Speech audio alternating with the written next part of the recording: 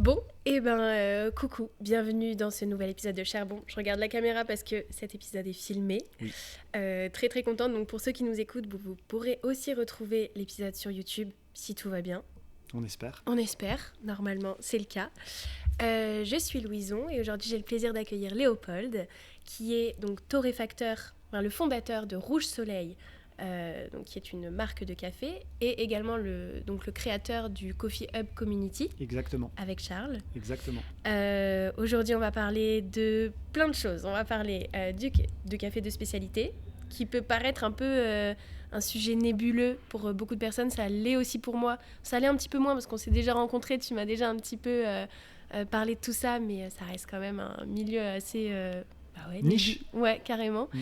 Et puis, on va parler aussi de tout ce que tu proposes à travers Rouge Soleil.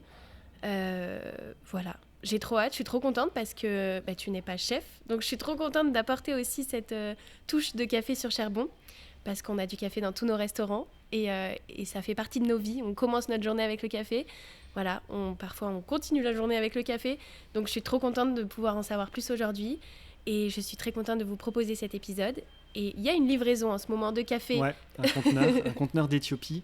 Franchement, on peut pas faire plus café, quoi. Ah ouais, carrément là. On vous ment pas, hein, c'est pas scénarisé, hein, Ouais, pas du tout. Clairement. Et avant de plonger dans le vif du sujet, je vous invite à prendre une tasse de votre boisson préférée. Limite, mettez sur pause. Allez dans votre café préféré et installez-vous confortablement. Vous prenez votre boisson confort et plongez dans l'univers de Léopold et de Rouge Soleil. Et je te propose qu'on démarre. C'est parti. Donc, trop contente de t'avoir sur Charbon. Est-ce que pour commencer, tu peux te présenter, nous dire qui tu es, d'où tu viens et ce que tu faisais avant Rouge Soleil? Ok, alors déjà, je te remercie parce que du coup, c'est vraiment trop cool d'interroger quelqu'un qui n'est pas chef. Moi qui suis justement ton émission et tout, Charbon, ça grandit et en étant déjà auditeur, je tiens vraiment à te remercier, c'est vraiment cool tout ça. Ensuite, pour la présentation, je m'appelle Léopold, je suis torréfacteur du coup de café de spécialité. Donc j'ai créé il y a maintenant 1 an et demi la marque Rouge Soleil, qui est une torréfaction basée à Lyon. Et avant d'arriver dans le café, c'est un peu moins de 10 ans, j'étais pas du tout dans ce milieu-là. Moi à la base j'ai fait des études de textile. J'ai été styliste et j'ai gravité un peu dans le milieu textile à Paris, en France, pendant une dizaine d'années. Et en gros, j'ai eu un jour un déclic où je me suis dit, voilà, avant mes 30 ans et tout, j'ai envie de voir autre chose, de tenter autre chose. Et en fait, le café est arrivé à moi comme ça. Et pour vraiment être le plus sincère possible, on entend le train. C'est drôle, j'ai l'impression qu'il fait exprès. Ouais, non mais c'est fou, il nous salue. Et en gros, avant mes 30 ans, en fait, alors il va bien et tout, mais mon père a fait un infarctus. Et en fait, je me suis dit, je travaille dans le milieu textile, il y a des hauts, il y a des bas. Et en fait, il n'y avait pas cette sécurité de l'emploi, parce que j'étais freelance et tout ça. Et je me suis dit, il faut que j'arrive à trouver quelque chose d'un peu plus stable. Surtout à Paris, la vie était chère et tout. Et du coup, tout simplement, c'est en allant me poser dans ce que je pensais être un bar, qui était en fait un coffee shop, où j'ai sorti mon Mac et je me disais, bon, qu'est-ce que je vais faire de ma vie? Et du coup, en fait, j'ai vu au menu une V60. Je ne savais pas du tout ce que c'était, donc j'ai demandé au barista et il m'a préparé en fait un café éthiopien. Et en fait, j'ai d'abord vu la couleur, qui était vraiment de couleur rouge. On y reviendra, c'est le lien avec ma torréfaction, c'est mon premier contact, c'est un contact visuel. Et j'ai vu ce café filtre et je me suis dit, mais c'est du café. Moi, je buvais que du carte noire, vraiment des trucs maintenant, pas terribles. Et du coup, je lui ai dit, c'est quoi? Et il me dit, c'est un Éthiopien nature. Je lui dis, ah oui, d'accord. Tu connais pas, enfin. Ouais, voilà, excuse-moi, mec. Et du coup, voilà. Et en fait, j'ai commencé à lui poser des questions, je me suis intéressé. Et je suis rentré chez moi. Et du coup, j'étais déjà avec ma compagne, avec qui je suis toujours. Et du coup, je lui dis, écoute, je crois que c'est ça, c'est le café. Je crois que je veux devenir torréfacteur. Et du coup, elle me dit, quoi? Et qu'est-ce que c'est? Vas-y, raconte-moi mieux et tout. Un peu, dis-moi en plus. Et du coup, petit à petit, j'ai fouillé, j'ai regardé des tutos sur YouTube, comme on fait tous, tu vois. Enfin, vraiment, j'ai tapé café de spécialité, j'ai regardé, je me suis renseigné. Et une semaine après, je déposais mon CV dans tous les coffee shops torréfacteurs de Paris. Ok. Et du coup, j'ai eu la chance d'être très vite pris dans un coffee shop torréfacteur qui s'appelle Beans on Fire. Et en fait, il faut savoir, il y a un lien. En fait, maintenant, quand tu prends du recul parfois sur ta vie, tu vois que tout est lié. Et en fait, Beans on Fire, c'est le premier co-roasting d'Europe, peut-être même du monde, qui a été fondé par Maria, Alicia et Andrés, qui sont 3 passionnés du produit. Et en fait, ils ont monté une pépinière il y a maintenant presque 15 ans autour de ça. Et en fait, c'était mon premier emploi. Et j'ai bossé en tant que barista. Et j'ai commencé, et petit à petit, j'ai été vers la torréfaction. Et j'ai appris avec Alicia et Maria et Andrés le métier de torréfacteur. Ensuite, chronologiquement, je ne sais pas si je dois continuer. Si, vas-y. Enfin, après, on peut peut-être revenir sur... parce que je rebondis juste sur tes années de stylisme et que tu dis que tout a un lien. Et de ton parcours dans le textile, c'est drôle parce qu'on reste dans quelque chose, dans une activité très sensorielle. Enfin, le textile, ouais, c'est le toucher, c'est les sens. Enfin, je ne sais pas comment expliquer, mais j'imagine que tu vois ce que je veux dire. Ce rapport à la matière. Voilà, vraiment, c'est ça. Et quand je l'ai défini aussi, je veux dire... vraiment, moi, c'était modéliser une matière pour essayer de lui faire dire quelque chose.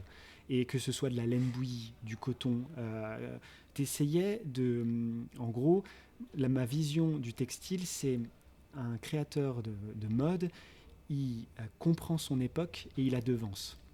Et grâce à cette réflexion, il peut apporter des propositions vestimentaires et aussi de toucher, de sensoriel. Tu vois, par exemple, la mini-jupe, dans les années 50-60, quand c'est arrivé, ça a été un choc. Mais pourquoi ? Parce qu'il y avait tout un mouvement derrière. Ça explique aussi, c'est un miroir de la société. Et ce côté matière avec le café de transformation et de lui faire dire quelque chose, on le verra peut-être en discutant tout à l'heure et tout, on peut faire dire plusieurs choses à un café, suivant le torréfacteur que tu veux être, que tu souhaites en fait, tu souhaites faire parler ton café, en tout cas lui faire dire ce qu'il a de mieux en lui.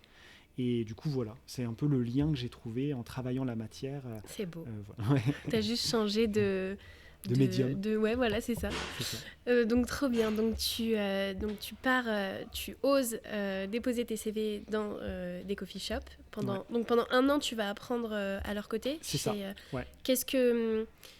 Comment ça se déroule, enfin, comment ça se passe, t'es confronté à quoi, enfin, est-ce que tout de suite t'adhères complètement, comment ça se passe, parce que t'es juste barista à la base, enfin, en fait, comment ça se passe? Alors, ça a été vraiment, il y a eu plein de choses, c'est-à-dire que j'étais très motivé. Et la chance, c'est franchement dans le café, je suis toujours tombé sur des gens. Et ça a toujours été comme ça. Je ne sais pas si c'est l'identité du milieu, mais en tout cas, ça n'a pas toujours été la même chose dans le textile. Mais dans le café, des gens qui sont à l'écoute, mais qui écoutent vraiment et qui, en plus de ça, t'entendent et te donnent des opportunités, s'ils le peuvent. Et Andrés, Alicia et Maria, je leur ai fait comprendre où je voulais aller. Et petit à petit, ils m'ont dit « Ok, alors d'abord, tu vas être barista. » Tu vas apprendre, et j'ai appris. Ensuite, ils avaient, alors à l'époque, je crois que c'est plus le cas maintenant, mais ils avaient un stand à la Fondation Louis Vuitton. Okay. Et du coup, il y avait un stand café, donc il fallait y aller. Parfois, il faisait froid, il fallait aussi aller faire des livraisons là-bas. C'était un peu la galère. Et en fait, moi, j'ai dit, bah vas-y, moi j'y vais. Et, j'y vais, c'est bon et tout. Et petit à petit, quand il y a eu besoin les quantités ont augmenté en termes de café.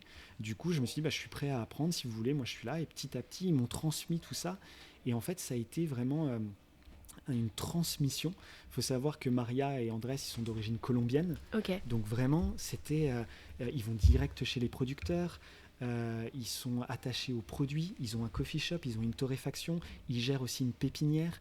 Ils ont cet aspect aussi économique. Et c'était vraiment une richesse d'être avec eux. Alicia, qui m'a transmis aussi beaucoup sur la torréfaction, ça a été une chance unique. Et d'être, avant mes 30 ans, de me basculer dans un nouveau milieu que je ne connaissais pas, si je puis me permettre de dire, ça a été un petit choc sur le rapport client. C'est-à-dire que moi, quand j'étais dans le milieu textile, tu as un rapport un peu avec les clients égal à égal. Ouais. Alors que en France, quand tu es barista, tu es trop pris pour un serveur ou ces choses-là, et tu te fais parfois très peu considérer.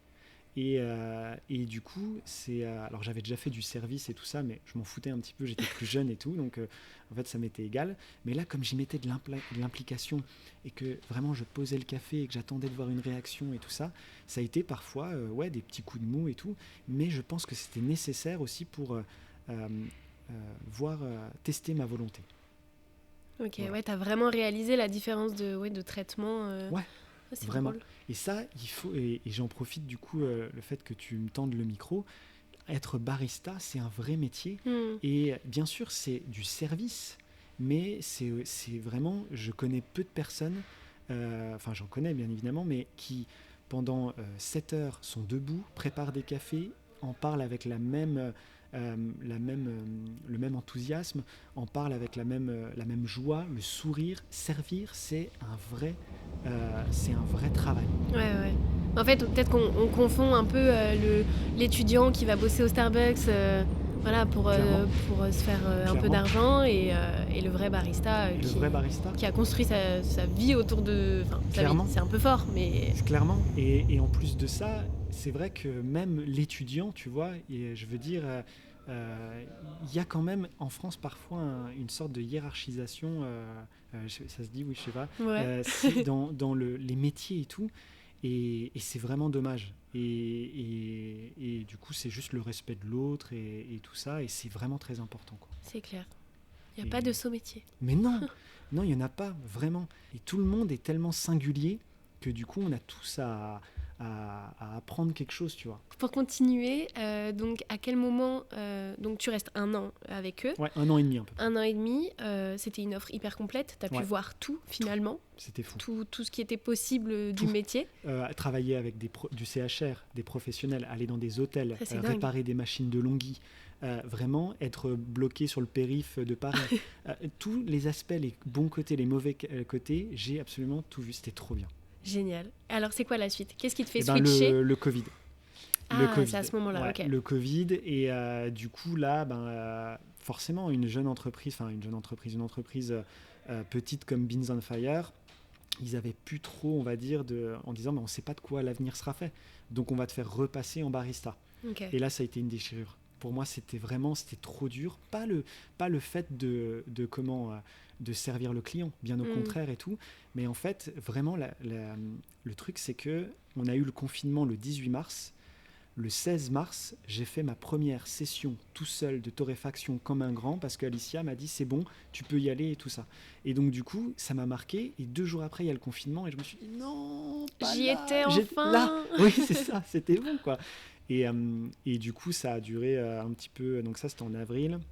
Et j'ai continué 3-4 mois, mais avec cette idée où en fait, il faut que je bouge, il faut que je torréfie parce qu'on devient bon torréfacteur en torréfiant. Ouais. Donc du coup, voilà. Et c'est là que j'ai pu avoir la chance d'arriver sur Lyon. Parce que du coup, le milieu du café est assez petit, tout le monde se connaît, tu peux vite avoir des connexions. Et du coup, un ami d'enfance qui s'appelle Adrien Fabius, qui était le chef fondateur de Placide Café, donc à Lyon. Donc il faut savoir que Placide, c'est une torréfaction à la base, créée par Julien da Silva. Et il s'est associé avec mon ami d'enfance, Adrien, avec qui je faisais de l'athlétisme quand j'étais plus jeune. Et du coup, je lui en parle, je lui dis voilà, et tout. Il me dit écoute, Julien cherche un assistant de torréfaction à Lyon, est-ce que ça te tente? Et du coup, je réfléchis et tout, avec ma compagne et tout. Je lui dis écoute, pourquoi pas, c'est une opportunité. Je teste 6 mois, ça fonctionne bien. Et du coup, on s'installe à Lyon. Et là, pour les Lyonnais qui connaissent, Placide, c'est la précision, la technicité dans l'art de la torréfaction. C'est vraiment autant Beans on Fire, c'était aussi précis, mais c'était plus volume. Placide torréfaction, Placide roaster, c'est vraiment précision, contrôle. Julien, il est technique et il m'a appris énormément en 1 an. Je suis resté 1 an avec lui. C'est fou. Je reprends un peu le champ lexical du textile, mais c'est un peu la haute couture du café. Oui, quoi. C'était ça. Julien, il est connu pour vraiment... il contrôle tellement ses cafés, à chaque fois, donc c'est ce qu'il faut faire, bien évidemment, quand tu es torréfacteur, mais avec une telle précision, il avait un tel palais, et en fait, moi, j'avais juste à regarder, écouter, faire ce qu'il me dit, et pendant 1 an, en fait, il m'a affiné aussi, tu vois, il m'a apporté énormément. Génial. énormément. C'est quoi l'important? Enfin, j'imagine qu'il y a plein de choses, mais c'est quoi l'essentiel à apprendre quand tu es assistant torréfacteur? Enfin, c'était quoi tes attentes? Enfin, qu'est-ce qui te manquait? Comprendre la matière première, il faut savoir que dans le café, il y a plein de variétés différentes. Et toutes ces variétés, si on a la même variété qui vient d'Éthiopie ou qui vient de Colombie, on a encore une manière différente. C'est vraiment, il faut voir le café, les variétés de café, comme des variétés de pommes, comme des variétés de carottes, enfin, tu vois, des variétés qui sont presque, pas infinies, mais presque, parce que maintenant, des variétés de café, on en fait, en laboratoire, on en crée. Ok. Du coup, c'est vraiment, vraiment, vraiment comprendre la matière et trouver la meilleure cuisson possible. Ça me fascine. Trouver la meilleure cuisson possible. Ouais. Parce qu'il doit y avoir tellement de Paramètres, Ouais. c'est infini. Puis c'est selon les goûts aussi. Enfin, Exactement. C'est-à-dire que souvent, je prends ce parallèle avec le vin. j'y Du pensais. coup, la personne qui fait du vin, de la terre au verre, c'est la même personne. Elle contrôle l'ensemble de la chaîne. Là, on a un caféiculteur qui va préparer son café, le nettoyer, tout ça. On a l'importateur qui va l'acheter, qui va nous le vendre en tant que torréfacteur. Le torréfacteur va ajouter sa pâte, qui va soit te le vendre, toi, chez toi, à la maison, soit à un coffee shop. Le coffee shop va l'extraire d'une certaine manière. Et en fait, ça rajoute des strates à chaque fois. Donc, c'est un arbre infini, en fait, de possibilités. Donc, c'est pour ça qu'il y a quelque chose d'incontrôlable et dans le café, mais où tu peux essayer de donner le meilleur de toi-même en donnant les explications. Et c'est ça, on y reviendra peut-être avec Rouge Soleil, il faut donner aux gens les clés pour qu'ils comprennent et qu'ils se disent « Ok, je ne sais pas si j'aime ou j'aime pas, mais avec ce que j'ai comme bagage, ça me permet d'affiner ma culture café, de savoir en fait ce que j'aime, ce que j'aime pas, et je connais, je sais, j'ai le savoir. Donc à partir de là, je peux faire mes choix. Et si mes choix je le souhaite pas, mais si c'est Nespresso, c'est Nespresso. Il n'y a pas de jugement, c'est comme ça. Mais il faut transmettre ce savoir-là aux gens. Je pense que c'est ça le plus important, surtout en France. Génial. Et bien justement, on va parler de Rouge Soleil, parce que j'imagine qu'après cette année ici avec Placide, tu as eu donc l'opportunité de créer Rouge Soleil. Non, donc ensuite je suis parti de Placide. Okay. Du coup, tout simplement parce qu'il fallait que j'aille voir aussi ailleurs et tout. Et j'ai eu la chance d'être pris chez Lutza, qui est un torréfacteur lyonnais. Et là, pour le coup, c'était production, qualité, hein, toujours. Mais production. J'ai eu la chance que Caroline et Guillaume Langlois m'ont fait confiance. Donc, c'est les fondateurs de Lutza. Et du coup, là, c'était... pour les Lyonnais qui connaissent Lutza, il y a plusieurs boutiques. On avait encore des petites machines de 12 kilos. Et là, pendant 2 ans, ça a été... J'ai fait, je pense, 10 000 broches de torréfaction où en fait, tu fais, tu goûtes, tu vérifies, tu contrôles. Et là, je me suis créé... c'est comme si on était dans Final Fantasy. J'ai enchaîné les boss et j'ai pris des points d'expérience de fou. Et c'était trop bien. Et du coup, ça m'a apporté encore quelque chose d'autre et tout. Et après, j'ai dit, et ça, voilà, je le souligne encore une fois parce que c'est important. Ah, Luna qui aboie. Un jour, j'ai dit à Guillaume, j'ai dit, j'aimerais bien déjeuner avec toi pour te parler. Guillaume Langlois, le fondateur de Lutza. Je lui ai dit, voilà, je souhaite partir pour fonder mon entreprise. Et je me souviens encore, on était chez les Pâtes Vivantes à Lyon. On était là. Il regarde, il souffle, et il me dit, ok, je te comprends, je te suis, je t'accompagne. Et franchement, très sympa. Ça a été pour moi, t'imagines bien, un soulagement. Et il m'a dit, si tu veux créer quelque chose, tu as la fibre entrepreneuriale et tout, je ne me vois pas te dire, non, reste et tout ça. Si tu le sens, c'est comme ça. Et encore une fois, quelqu'un qui te dit ça, alors que tu fais pas le fier, tu te dis, bon, ça fait 2 ans que je suis dans cette boîte et tout, et qu'en fait, tu vas partir. Et encore une fois, voilà... hyper cool et tout, donc voilà, il m'a dit attends 6 mois quand même le temps qu'on mette les choses en place et j'ai dit ok, et voilà, et ensuite j'ai créé Rouge Soleil. Ok, génial. Et ben maintenant on va pouvoir parler de Rouge Soleil. Déjà, pourquoi Rouge Soleil? Tout simplement parce que je cherchais un nom et je me suis dit mon premier coup de foudre avec le café de spécialité, clairement ça a été le regard. Et quand j'ai vu cet Éthiopien nature dans ce fameux la couleur, la couleur, pour moi tu vois, là je t'ai fait un café. Enfin, on voit bien comment Je l'ai vu, j'ai fait une c'est... photo même tellement ouais. c'était beau. Il y avait un rayon de soleil pile sur Ouais, c'est ça, quoi. la tasse, c'était très très beau. Et moi, j'ai toujours cru que le café, tu vois, c'était couleur noire et tout ça, donc ça a été un Ouais, choc. c'est vrai. Et ça a vraiment été, j'ai vraiment dit, c'est une aube rougeoyante, écarlate et tout. Et c'est resté. Et quand il a fallu choisir un nom, je me suis dit, en fait, ma première impression, ça a été ce coup de foudre de couleur. Et comme en plus, j'aime bien la couleur, je pense que ça se voit aujourd'hui. Du coup, j'ai dit, rouge soleil. Trop Et bien. puis voilà, et puis ça matche bien. Et puis, Ouais, voilà. carrément. Ça marche très bien. Ok, alors maintenant qu'on sait pourquoi ça s'appelle comme ça, parle-nous un petit peu de l'identité de Rouge Soleil. Comment tu as commencé Où est-ce que tu as fait tes premières torréfactions Parce que j'imagine que tu n'as pas commencé tout de suite ici. Tu n'as peut-être pas Si. trouvé le... Ah ok, Si. waouh. En fait, tout s'est enchaîné. J'ai Trop eu bien. énormément de chance, c'est-à-dire que j'ai lancé Rouge Soleil en juin 2024. Ouais. Et le Coffee Up Community, j'ai rencontré Charles Igor, du coup mon associé que j'appelle Charles, mais qui s'appelle en fait Charles Igor, le 6 janvier 2024. Donc Ok. un dimanche d'épiphanie. Et du coup... T'as une bonne mémoire. Ouais, parce que les dates qui marquent... Enfin, tu sais, les rencontres qui Ouais. marquent. Et en gros, on était à 3 dans ce projet et tout. Il y avait Séni, Charles, Igor et moi. On s'est rencontrés un dimanche. On s'est dit, voilà, Séni a eu l'impulsion en disant, mais voilà, un lieu où il y a du co-roasting et tout ça. Moi, je lui ai dit, oui, moi, je viens de Beans on Fire. C'est vrai que ça me parle et tout ça. Charles, son vrai métier, Charles, c'est importateur de café de spécialité. Il vend du café, il va dans les pays producteurs et il ne vend du café, c'est un peu sa formule, de personnes à qui il a serré la main. Donc, il a commencé en Colombie. Là, du coup, il y a l'Éthiopie qui va arriver. Et du coup, il y a le Rwanda. Et là, prochainement, il essaye d'ouvrir une filière en Équateur. Ok. Et du coup, voilà, donc on s'est rencontrés tous les 3 et on s'est dit, pourquoi pas, on y va et tout. Et en fait, Charles, il a dit, ok, on va trouver un torréfacteur, donc qui est juste derrière nous, juste là. On va trouver du matériel, on va trouver un lieu. Et en fait, j'avais même pas encore monté Rouge Soleil. Et moi, en fait, je leur ai dit, je serai peut-être votre premier client parce que je vais monter ma marque et que ça m'intéresse. Et en fait, tu décides pas des choses, ça arrive comme ça et le courant passe. Et Charles, ça s'est défini de plus en plus. Séni a eu une opportunité en Suisse.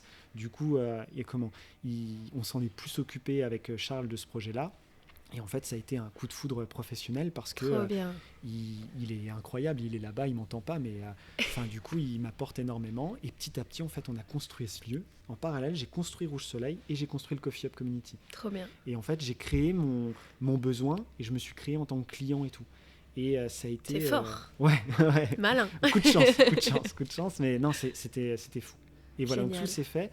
Et Rouge Soleil, pour revenir du coup à la question, je le vois comme une extension. J'essaye de faire un aspect créatif. J'essaye de se faire un aspect économique. Essayer d'avoir toutes ces cases en essayant de dire, voilà... Léopold, comment il interpréterait ça? Et du coup, Rouge Soleil essaye de l'interpréter avec un peu plus, on va dire, de folie. En fait, c'est littéralement comme le vin, où on adhère à l'identité d'un vigneron. Et souvent, la réputation d'un vin, c'est grâce aussi à l'identité du vigneron. Je pense que c'est ça, parce que on est dans des milieux passionnés. Et il faut penser... Et d'artisanat. Et clairement. Ouais. Je veux dire, on change de la matière, on la transforme et on la propose. Je développe quelque chose, parce que c'est pas moi qui le crée, c'est caféiculteur, que les gens boivent. Enfin, c'est quand même fou, t'imagines? Enfin, c'est hyper intime, quoi. Et donc, du coup, je pense qu'il faut aller jusqu'au bout de ses idées, même si on se plante, tout le monde, ça arrive et tout, et c'est normal, mais essayer d'être le plus fidèle et sincère avec soi-même. Voilà. Oh, c'est beau. J'aime trop parce que du coup, c'est tellement en lien avec tout ce que les chefs aussi me racontent au micro de Charbon. C'est pareil, ça relève de l'intime. Tu fais à manger aux gens, littéralement, ils mettent dans la bouche ce que tu fais. C'est fou. Et c'est l'une des premières choses qu'on fait quand on est. Ouais. Enfin, je veux dire, on mange, on boit. Enfin, je veux dire, on a besoin de ça. C'est la vie à l'état pur. C'est clair. Et quand t'es chef, tu proposes tellement quelque chose de complexe pour que les gens ressentent une émotion. Enfin, quand tu manges ou quand tu bois, tu t'actives des émotions, quoi. Ouais. Pour moi, c'est de l'artisanat, mais c'est aussi une forme d'art, tu vois. Tu provoques, que ce soit positif ou négatif, mais tu provoques quelque chose chez les gens. Que ce soit qu'ils disent « Oh non, j'aime pas » et tout, ou qu'ils disent « Ouais, c'est trop bien, quoi. » Ouais, tu crées une émotion chez les gens. Ouais, c'est trop beau. C'est beau de parler du café comme ça, Ouais. on n'a pas l'habitude. Ouais. Donc, trop bien. Concrètement, est-ce que tu peux nous expliquer ce que Rouge Soleil propose aux pros, aux particuliers? Parce que je sais qu'il y a plein de choses. Il y a forcément du café, donc tu as plusieurs cibles, les coffee shops, mais aussi les particuliers. Mais tu as plein d'autres choses annexes. Tu as des box, Ouais. tu as des ateliers. Ouais. Tu fais aussi, là, très récemment, le carnet café, Ouais. dont tu pourras nous parler. Ouais. Vas-y, raconte-nous un petit peu tout ce que tu proposes. Moi, j'adore l'innovation. J'adore réfléchir et essayer vraiment. J'en reviens au côté textile. Tu vois, moi, mon prof de mode, quand j'étais en modélisme, comme cette phrase qui résonne tout le temps, c'est un bon créateur de mode. Il comprend son époque et il la devance. Et j'adore cette idée d'essayer de trouver des solutions avant même que les gens De pensent à futurs quelque chose. problèmes. C'est ça, tu vois. Et j'adore le côté trouver des nouvelles idées. Et du coup, Rouge Soleil, c'est vraiment mon laboratoire. Je m'amuse, des fois ça marche, des fois ça marche pas, mais j'essaye de trouver des solutions pour démocratiser le café. C'est vraiment l'idée, le café de spécialité. Et du coup, j'ai commencé en lançant des box pédagogiques. Donc au tout début, il y a maintenant presque 1 an et demi, c'était vraiment mes premiers produits, où en fait, je me suis dit, voilà, il faut que j'arrive à expliquer les différences de torréfaction. Donc, je vais faire une box où les gens, ils auront un épisode podcast, ils pourront écouter, ils vont goûter le même café, mais torréfié avec différentes torréfactions.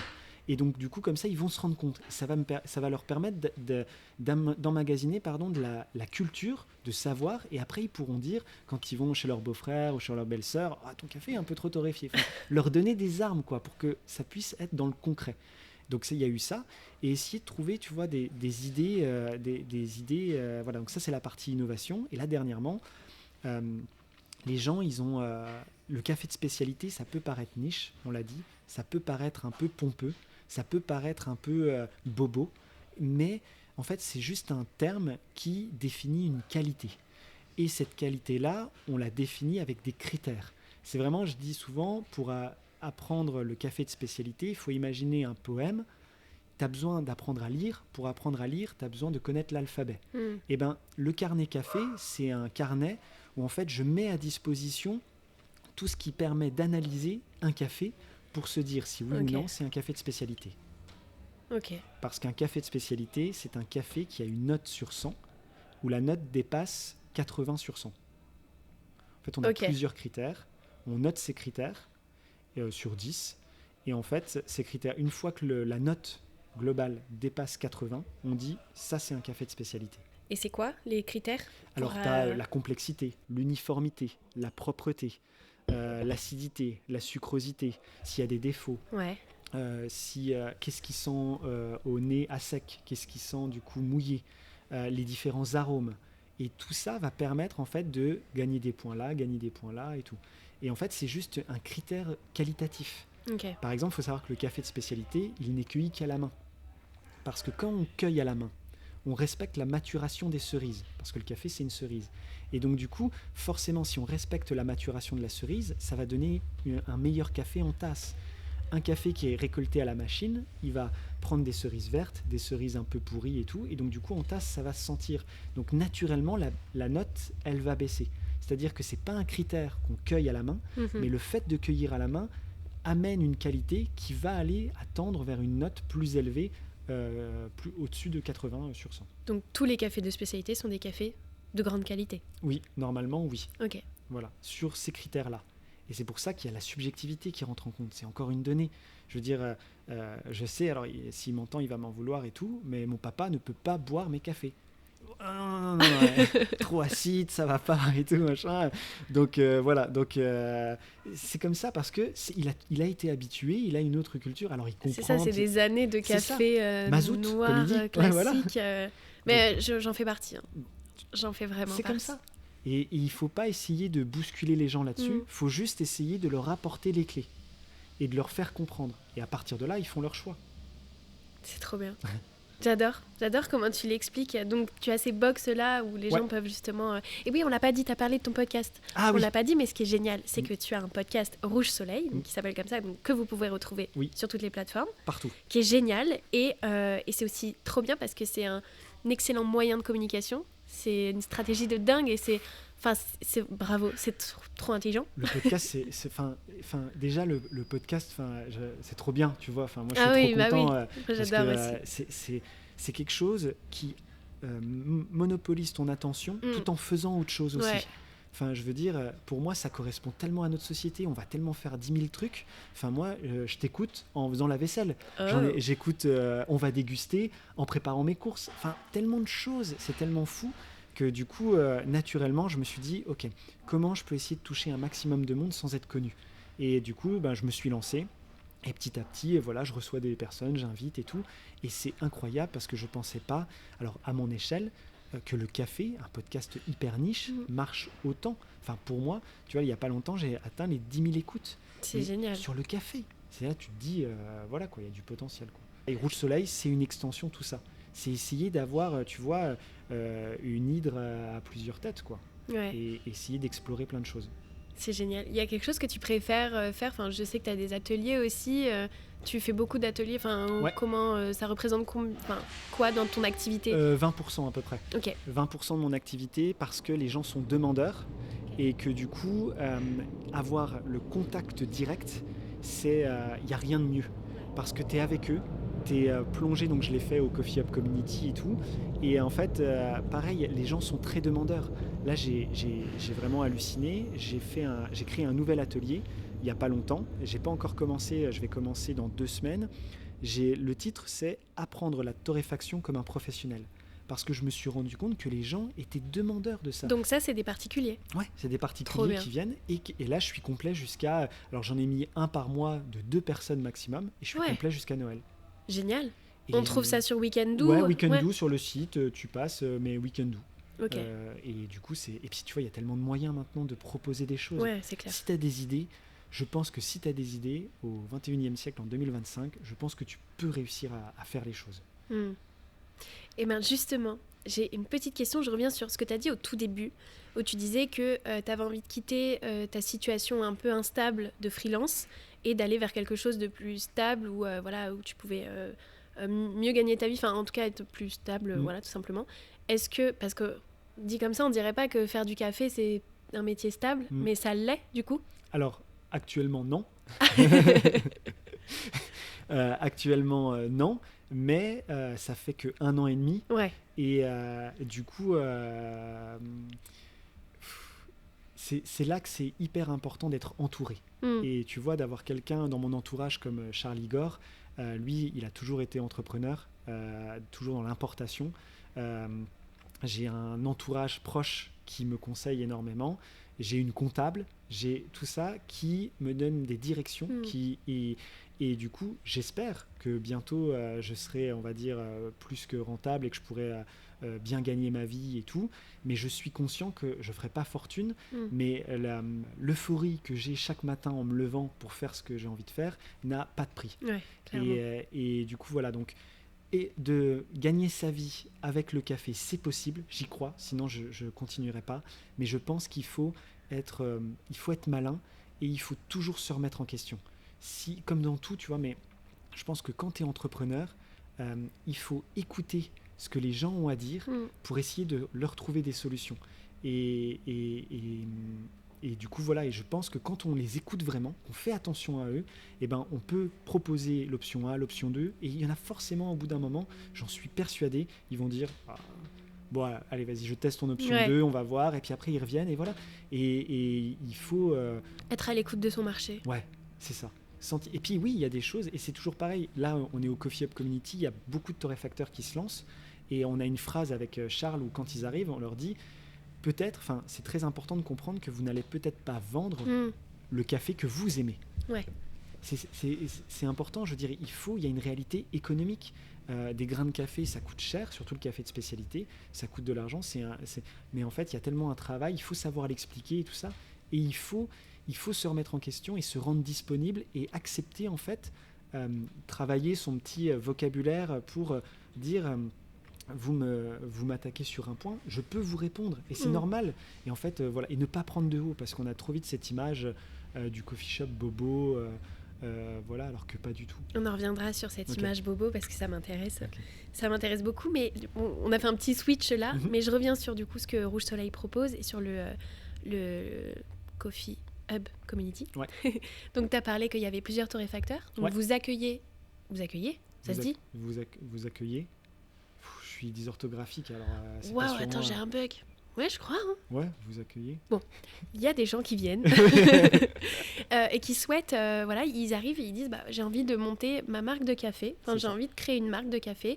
C'est moi qui vais donner le style au café, donc ça c'est réalisable chez vous. Demain, moi j'en ai marre de ma vie, j'ai envie de faire un truc trop cool, trop chouette et de me lancer dans le café, donc je peux venir et dire je paye et vous m'apprenez à faire du café, c'est ça ? C'est exactement ça. L'idée, c'est que ce lieu, ce soit... alors, juste pour en revenir, quand on a commencé à monter ce lieu, j'ai appelé Andrés, donc le fondateur de Beans Ok. on Fire, et je lui ai dit, écoute, je vais monter ça à Lyon, qu'est-ce que t'en penses ? Il m'a dit, fonce, pareil, hyper Trop bien. bienveillant et Ouais. tout ça, et il me demande de temps en temps comment ça va, ça avance et tout. Voilà, pour te dire vraiment et tout, l'univers café, c'est top. Et l'idée, c'est que tu sois quelqu'un qui n'y connaît pas grand-chose mais qui a envie de s'intéresser, ou quelqu'un qui est déjà en place et qui a envie d'avoir des nouvelles solutions pour son entreprise dans le café, on peut tout apporter.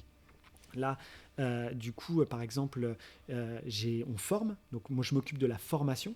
Donc là, par exemple, dernièrement, il y a Charlotte qui est venue, que j'ai formée sur une période de 2 mois et demi, qui a fini la semaine dernière, qui va dès la semaine prochaine commencer du coup à torréfier son propre café et tout ça. Donc elle a fait une formation ici et nous on lui met tout à disposition, du stockage, le vélo triporteur. Là on a vu Benjamin de Dialogue Torréfaction qui est venu tout à l'heure parce qu'il a livré des clients. On a différents types de torréfacteurs. Donc quand tu dis torréfacteur, ouais, c'est ça. cette machine, ouais.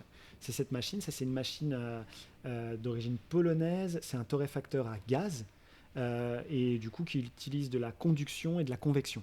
On a un autre petit torréfacteur là-haut qui utilise que de la convection, avec une conduction plutôt électrique, donc un peu moins puissante. Et on a une machine pour faire des sachets, on a des cartons, on a du stockage, on a du grain vert, parce qu'en fait on est hyper complémentaires avec Charles, il est importateur et moi torréfacteur. En fait ce lieu permet en fait de tout faire. T'as tout clé en main. Tout clé en main. Tout clé en main. Que tu sois, par exemple, on a plein de torréfacteurs lyonnais. Par exemple, on a, pour ceux qui connaissent, Racoué, qui vient ici de temps en temps parce qu'il a besoin de faire des gros volumes. Et du coup, cette machine, c'est une machine de 15 kilos. Donc du coup, il passe une journée et il fait beaucoup de volume. Alors qu'il a ses torréfacteurs dans ses boutiques. On a Amour Chaud, on a Slake qui vient torréfier ici. On a des jeunes torréfacteurs comme Flaude.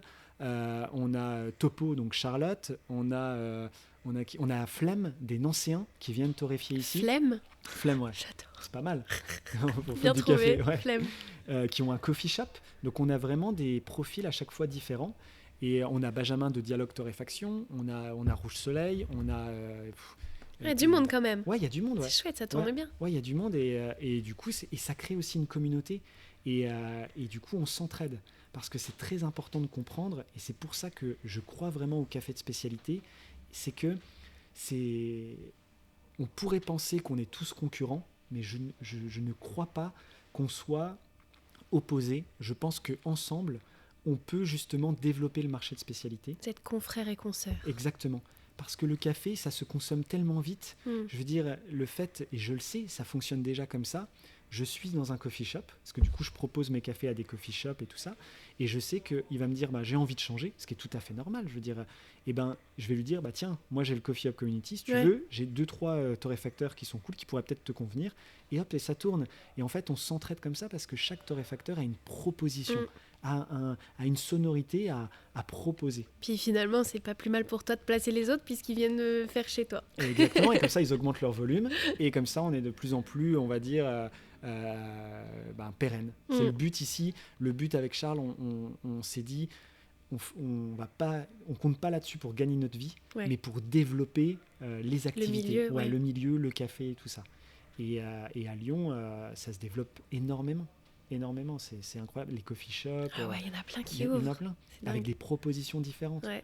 Bon, maintenant qu'on a vu tout ce que une partie de ce que Rouge Soleil proposait, j'ai envie de faire cette petite partie bobo, parce que c'est vraiment, je pense qu'en voyant le titre, en voyant l'épisode, il y a plein de gens qui vont se dire encore un truc de bobo, et c'est vrai, c'est encore, tout dépend de la définition de bobo qu'on a, mais qu'est-ce que tu dirais aux gens qui disent c'est encore un truc de bobo, en mode c'est pas pour moi, voilà quoi, ça me regarde pas quoi, c'est une mode.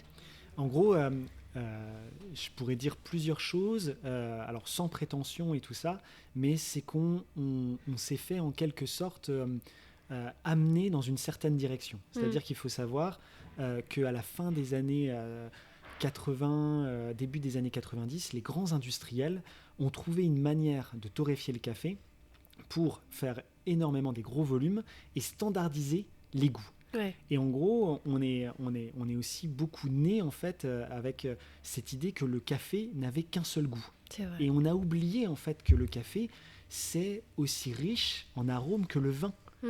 Et donc du coup, c'est pas que c'est un truc de bobo, c'est presque en fait, on revient à l'état originel. Et en gros, le café, ça peut avoir de l'hibiscus, ça peut avoir un goût lavande, ça peut avoir parce que c'est une plante, c'est une cerise, c'est une graine qu'on peut faire macérer, qu'on peut faire fermenter et qu'on torréfie d'une certaine manière pour apporter un goût en bouche. Donc quand on me dit c'est un truc de bobo, peut-être que comme c'est un peu plus cher, pourquoi ? Parce qu'en fait, il y a des personnes qui travaillent derrière.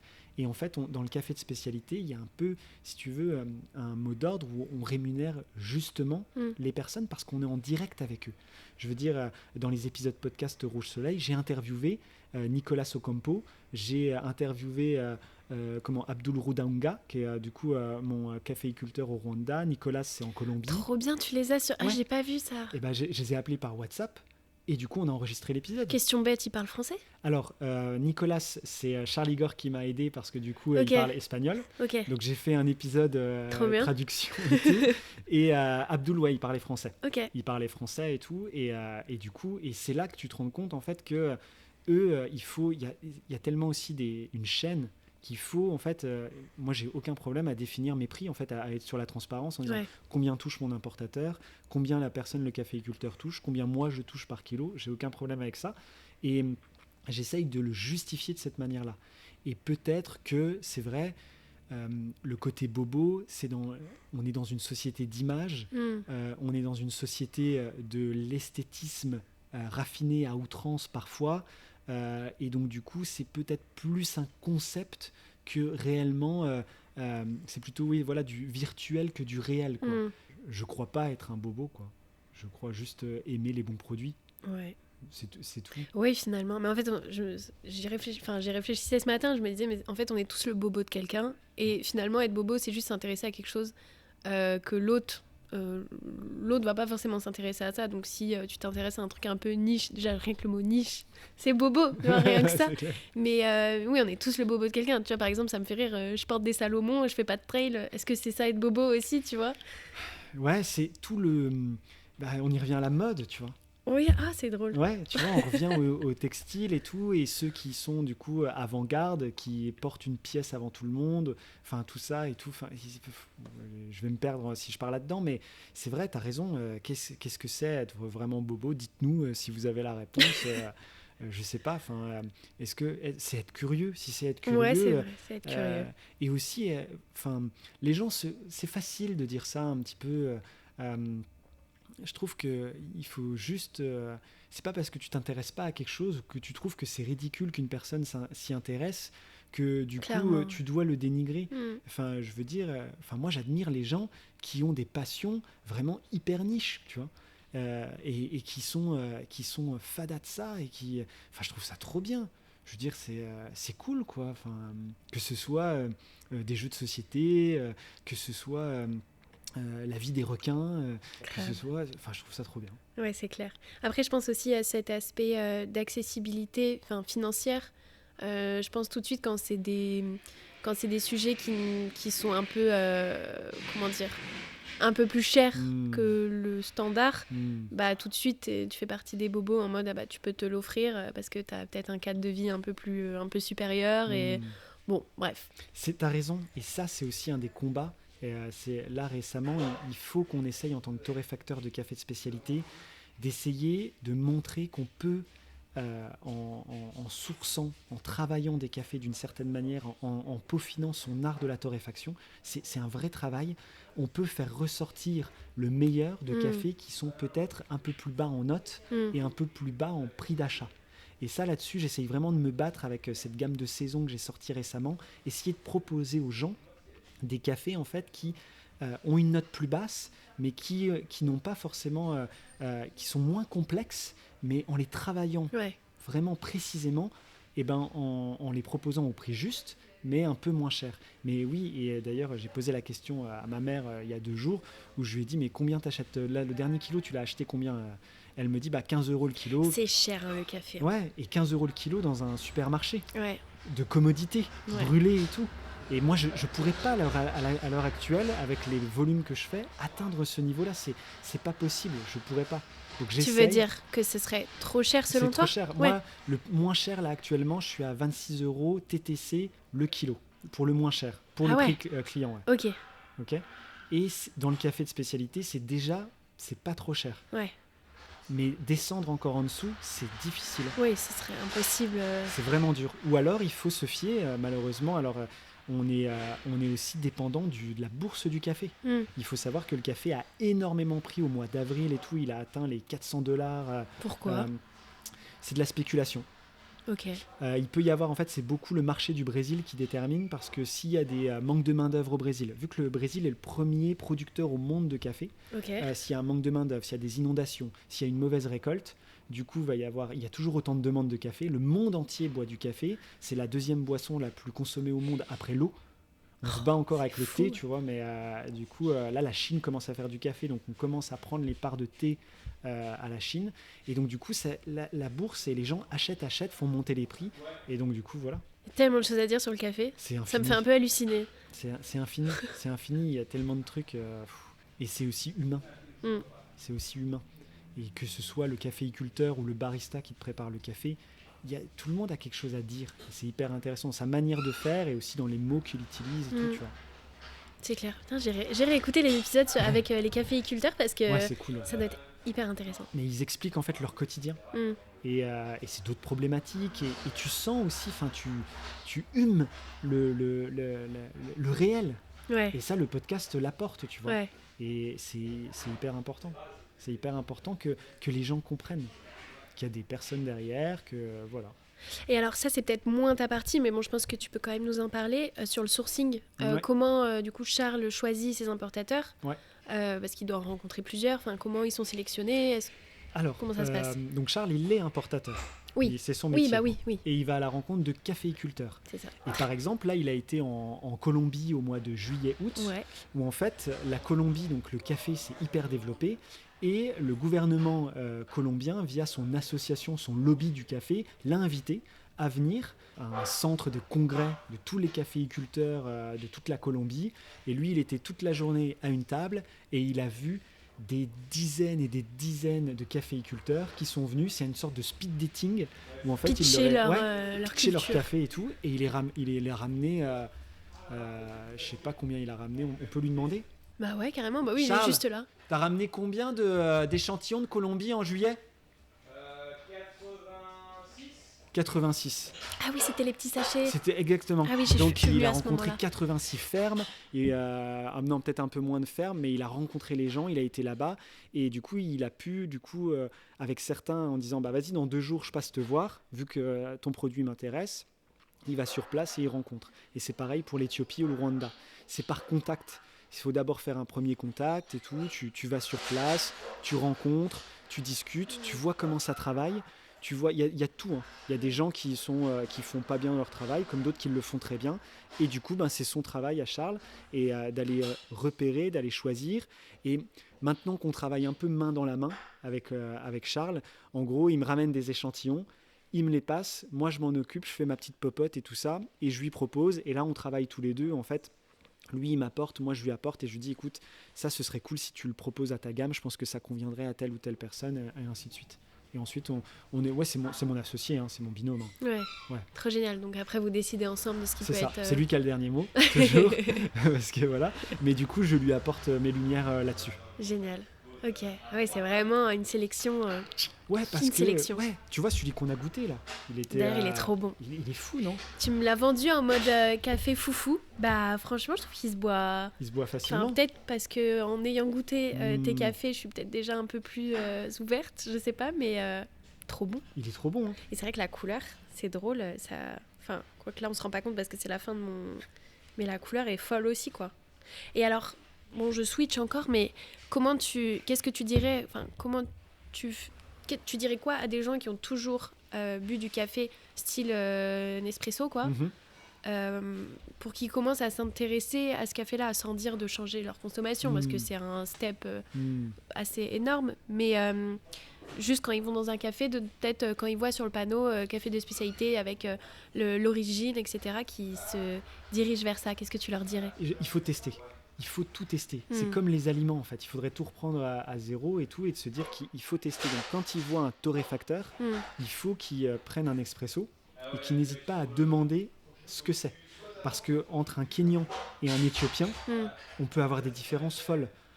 Contre un Brésilien et un Péruvien, on a encore plus de différences. Maintenant, on a l'Inde aussi qui commence à faire des super cafés. Ah ouais. On a Adi, qui est torréfacteur pour le Slake, qui est indien, et qui nous a rapporté, il a été en Inde du coup, cet été, il nous a rapporté des échantillons. C'était incroyable. Okay. Donc on a vraiment des terroirs, des variétés différentes. Donc je leur dirais, testez, voyez ce qui vous plaît.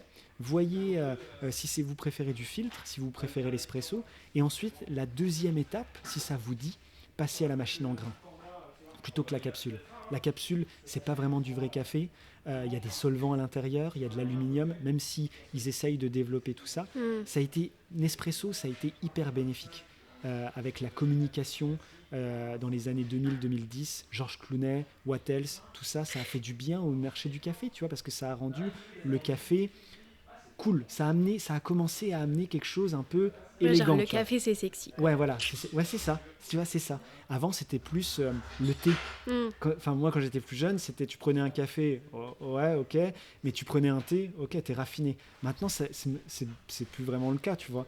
Et du coup, Nespresso a apporté tout ça. Et maintenant, pour preuve, Nespresso a ouvert une boutique il y a moins d'un mois à Paris de café de spécialité avec des machines percolateurs. Ils s'y mettent aussi. S'y mettent, évidemment. Et puis, tu vois bien les pubs, l'or, la barista machin, le truc. Enfin, le langage est ancré. Il y a une vraie évolution. Et en plus, en France, on est vachement en retard, tu vois. Comparé en Australie, dans les pays scandinaves, en Corée, aux États-Unis, au Canada, on est largement en retard. Ah ouais ? Ouais. Il faut savoir que les plus grands consommateurs de café au monde, c'est les Scandinaves. Les Finlandais, les Suédois, les Danois. C'est eux qui consomment par habitant le plus de litres. C'est fou parce que déjà j'ai l'impression que nous on consomme une quantité faramineuse. Comment on l'explique ? Tu le sais ça ? C'est la culture. C'est le fait qu'ils ont tout de suite adhéré et que j'ai pas l'origine exacte historique, mais du coup ils le boivent. C'est parce qu'il fait froid chez eux. Peut-être, et ils le boivent aussi d'une manière complètement différente. C'est-à-dire que eux, leur torréfaction, elle est dite très très light. C'est-à-dire on va torréfier juste ce qu'il faut.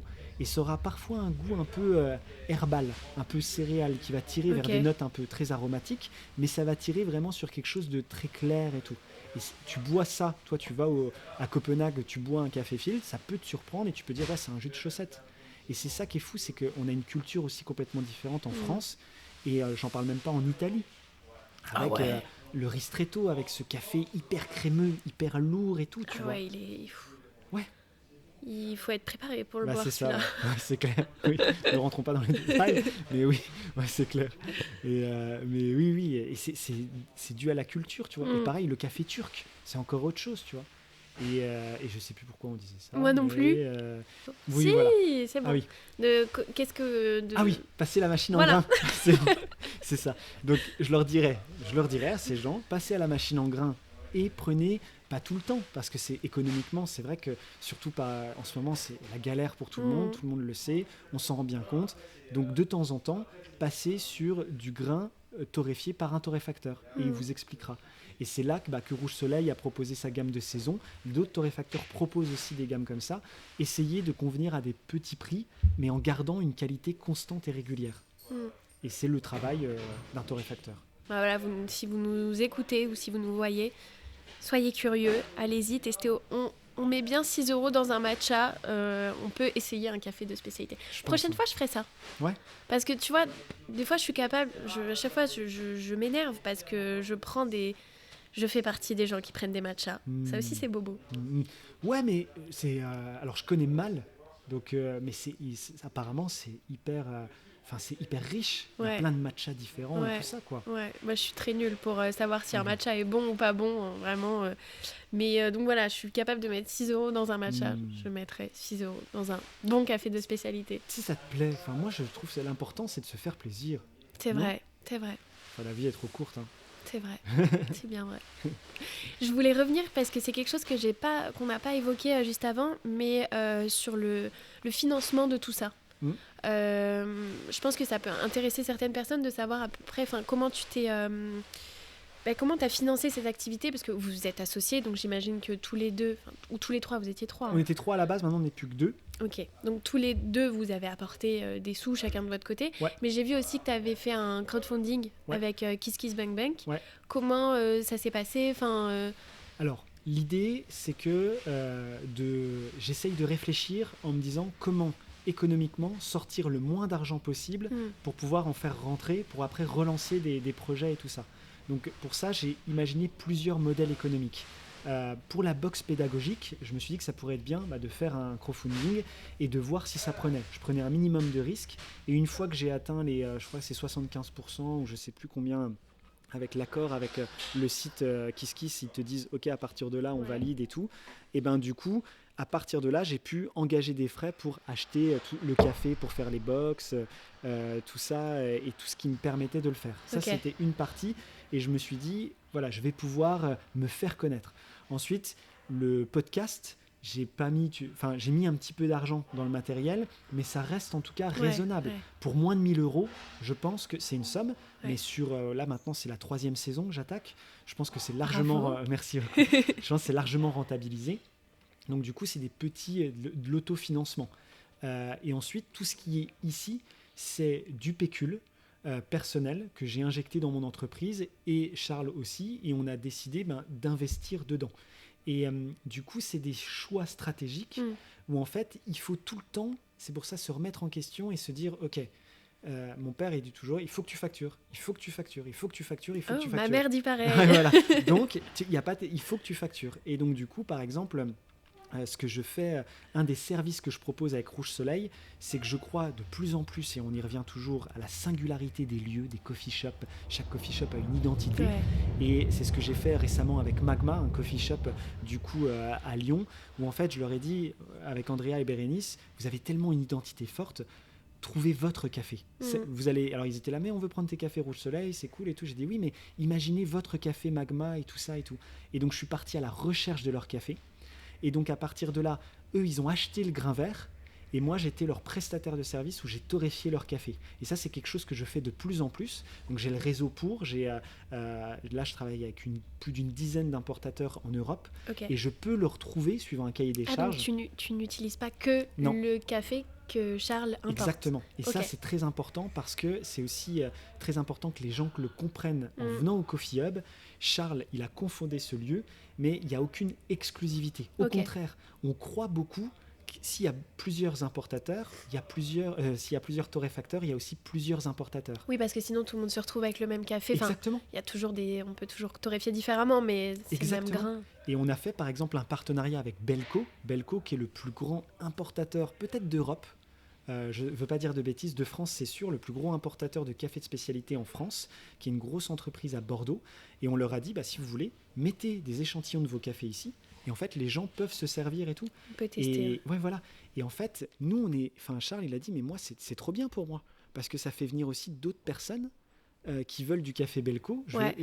Et vice-versa. Et en fait, c'est important, au XXIe siècle, le commerce doit être, si tu veux, traversant dans tous les sens. Et je pense que quand tu veux garder quelque chose pour toi, c'est que tu n'as pas confiance dans ton produit ou dans ton service. Ouais. Quand tu es sûr de la singularité de ton produit et de ce que tu as à proposer, en étant lucide, en te disant « je ne vais pas plaire à tout le monde », Rouge Soleil ne va pas être apprécié par tout le monde, c'est pas grave. Il faut que j'essaye de proposer ma sonorité et il y a des personnes qui vont l'entendre. Et il trouvera sa cible quelque part. Voilà. Je re-switch encore. Allez. Je switch vraiment, mais cool. Ça me vient des fois. Mais maintenant, je voudrais qu'on parle de la torréfaction, de comment on transforme un grain vert, parce que le café est vert. Ouais. D'ailleurs, tout à l'heure, tu parlais de cerise. Je ne sais pas si tout le monde a bien compris qu'un les grains de café se Je trouvent peux dans aller des... chercher, j'ai oublié, je peux aller chercher le petit... Ah mais oui, vas-y si je tu peux. veux, vas-y. Ouais, comme ça, je montrerai. Carrément. C'est vrai qu'on a la vidéo, autant en profiter. Oui, bah ouais. Trop bien. Alors. Donc ok, donc ça, c'est la cerise. C'est la cerise de café séchée. Donc je sais pas si on verra bien. Ok. Donc là, elle est séchée, donc elle est bien noire et tout. Normalement, c'est vraiment une cerise rouge, tu vois. Ah ouais, comme une cerise. Vraiment. Tu verrais des photos, les gens, vous pouvez taper cerise de café Ok. sur l'arbuste, c'est vraiment une cerise. Et donc du coup, ensuite, on a la parche, donc c'est une petite couche qui est juste là, un peu jaune. La parche. La parche, ouais. Ok. C'est la petite couche et tout. Et ensuite, on a le grain vert qui est là, donc on enlève la parche, en fait c'est étape par étape. Et on récupère quand on nous envoie du café, c'est du grain vert comme ceci. Ok. Et ensuite, là, on passe à partir de cette partie-là, je ne sais pas si on voit bien, mais les différentes étapes de torréfaction. Trop bien. Et en gros, la torréfaction, c'est transformer ce grain vert en un grain consommable. Pour ça, tu as plusieurs étapes.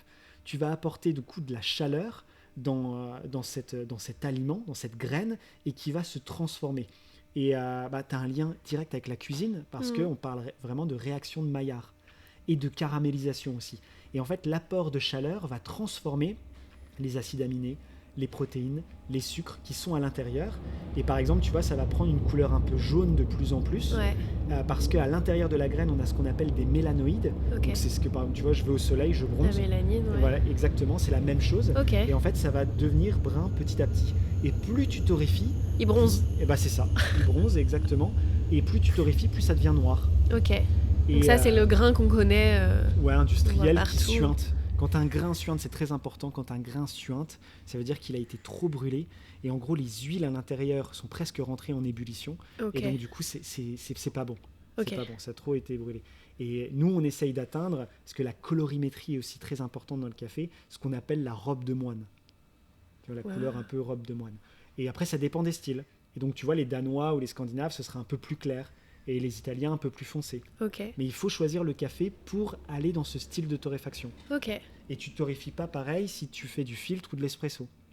Ouais, j'imagine. Ok. Enfin, D'accord. Et ça, c'est un processus qui prend combien de temps? Alors, généralement, ça dépend de ce que tu veux faire. Ouais. Mais entre 10 et 15 minutes, ça dépend. Ah, c'est rapide. Ouais, tu peux faire, par exemple, avec cette machine-là, je mets 12 kilos de café vert à l'intérieur, Ok. je lance ma petite flamme, je cuis. En 13 minutes, j'ai 10 kilos de café torréfié. Parce que le grain Ok. est très humide, donc il perd de l'humidité, mais il gagne en volume. Et du coup, voilà. Et il n'y a pas besoin ensuite de faire reposer le grain. Si, exactement. Ah, ok. Il faut jamais moudre ou en tout cas consommer du grain juste après la torréfaction. Il y a souvent des personnes qui disent « Ah, moi je le consomme hyper frais et tout ». Non, parce qu'en fait, déjà tu lui as donné un choc thermique Ouais. et ensuite on a créé du CO2 Ok. à l'intérieur parce que du coup on a brûlé quelque chose. Et il faut que le temps Qui s'évapore. qui s'évapore, exactement, et tu vas avoir un mauvais goût. Et en gros, il y a un aspect chimique qui est incroyable avec le café, c'est qu'il y a un moment donné, il va devenir poreux. Et en fait, si tu vois, le grain qui est vert, là, que j'ai Ouais. montré, il est hyper dur. Tu vois, si tu Ouais. le croques, tu te pètes une dent. Mais avec la chaleur, il va devenir poreux. Et cette porosité va permettre en fait de laisser le gaz partir. Ok. Donc généralement, ça dépend les torréfactions. Il faut demander à son torréfacteur, mais c'est entre 3, 4, parfois une semaine. Moi, je note dans mes cafés Rouge Soleil des pics aromatiques aux alentours, parce que j'ai une torréfaction assez spécifique, entre 13 pour du filtre, et ça peut aller jusqu'à 17 jours pour 17 jours pour du filtre et 13 jours pour l'espresso.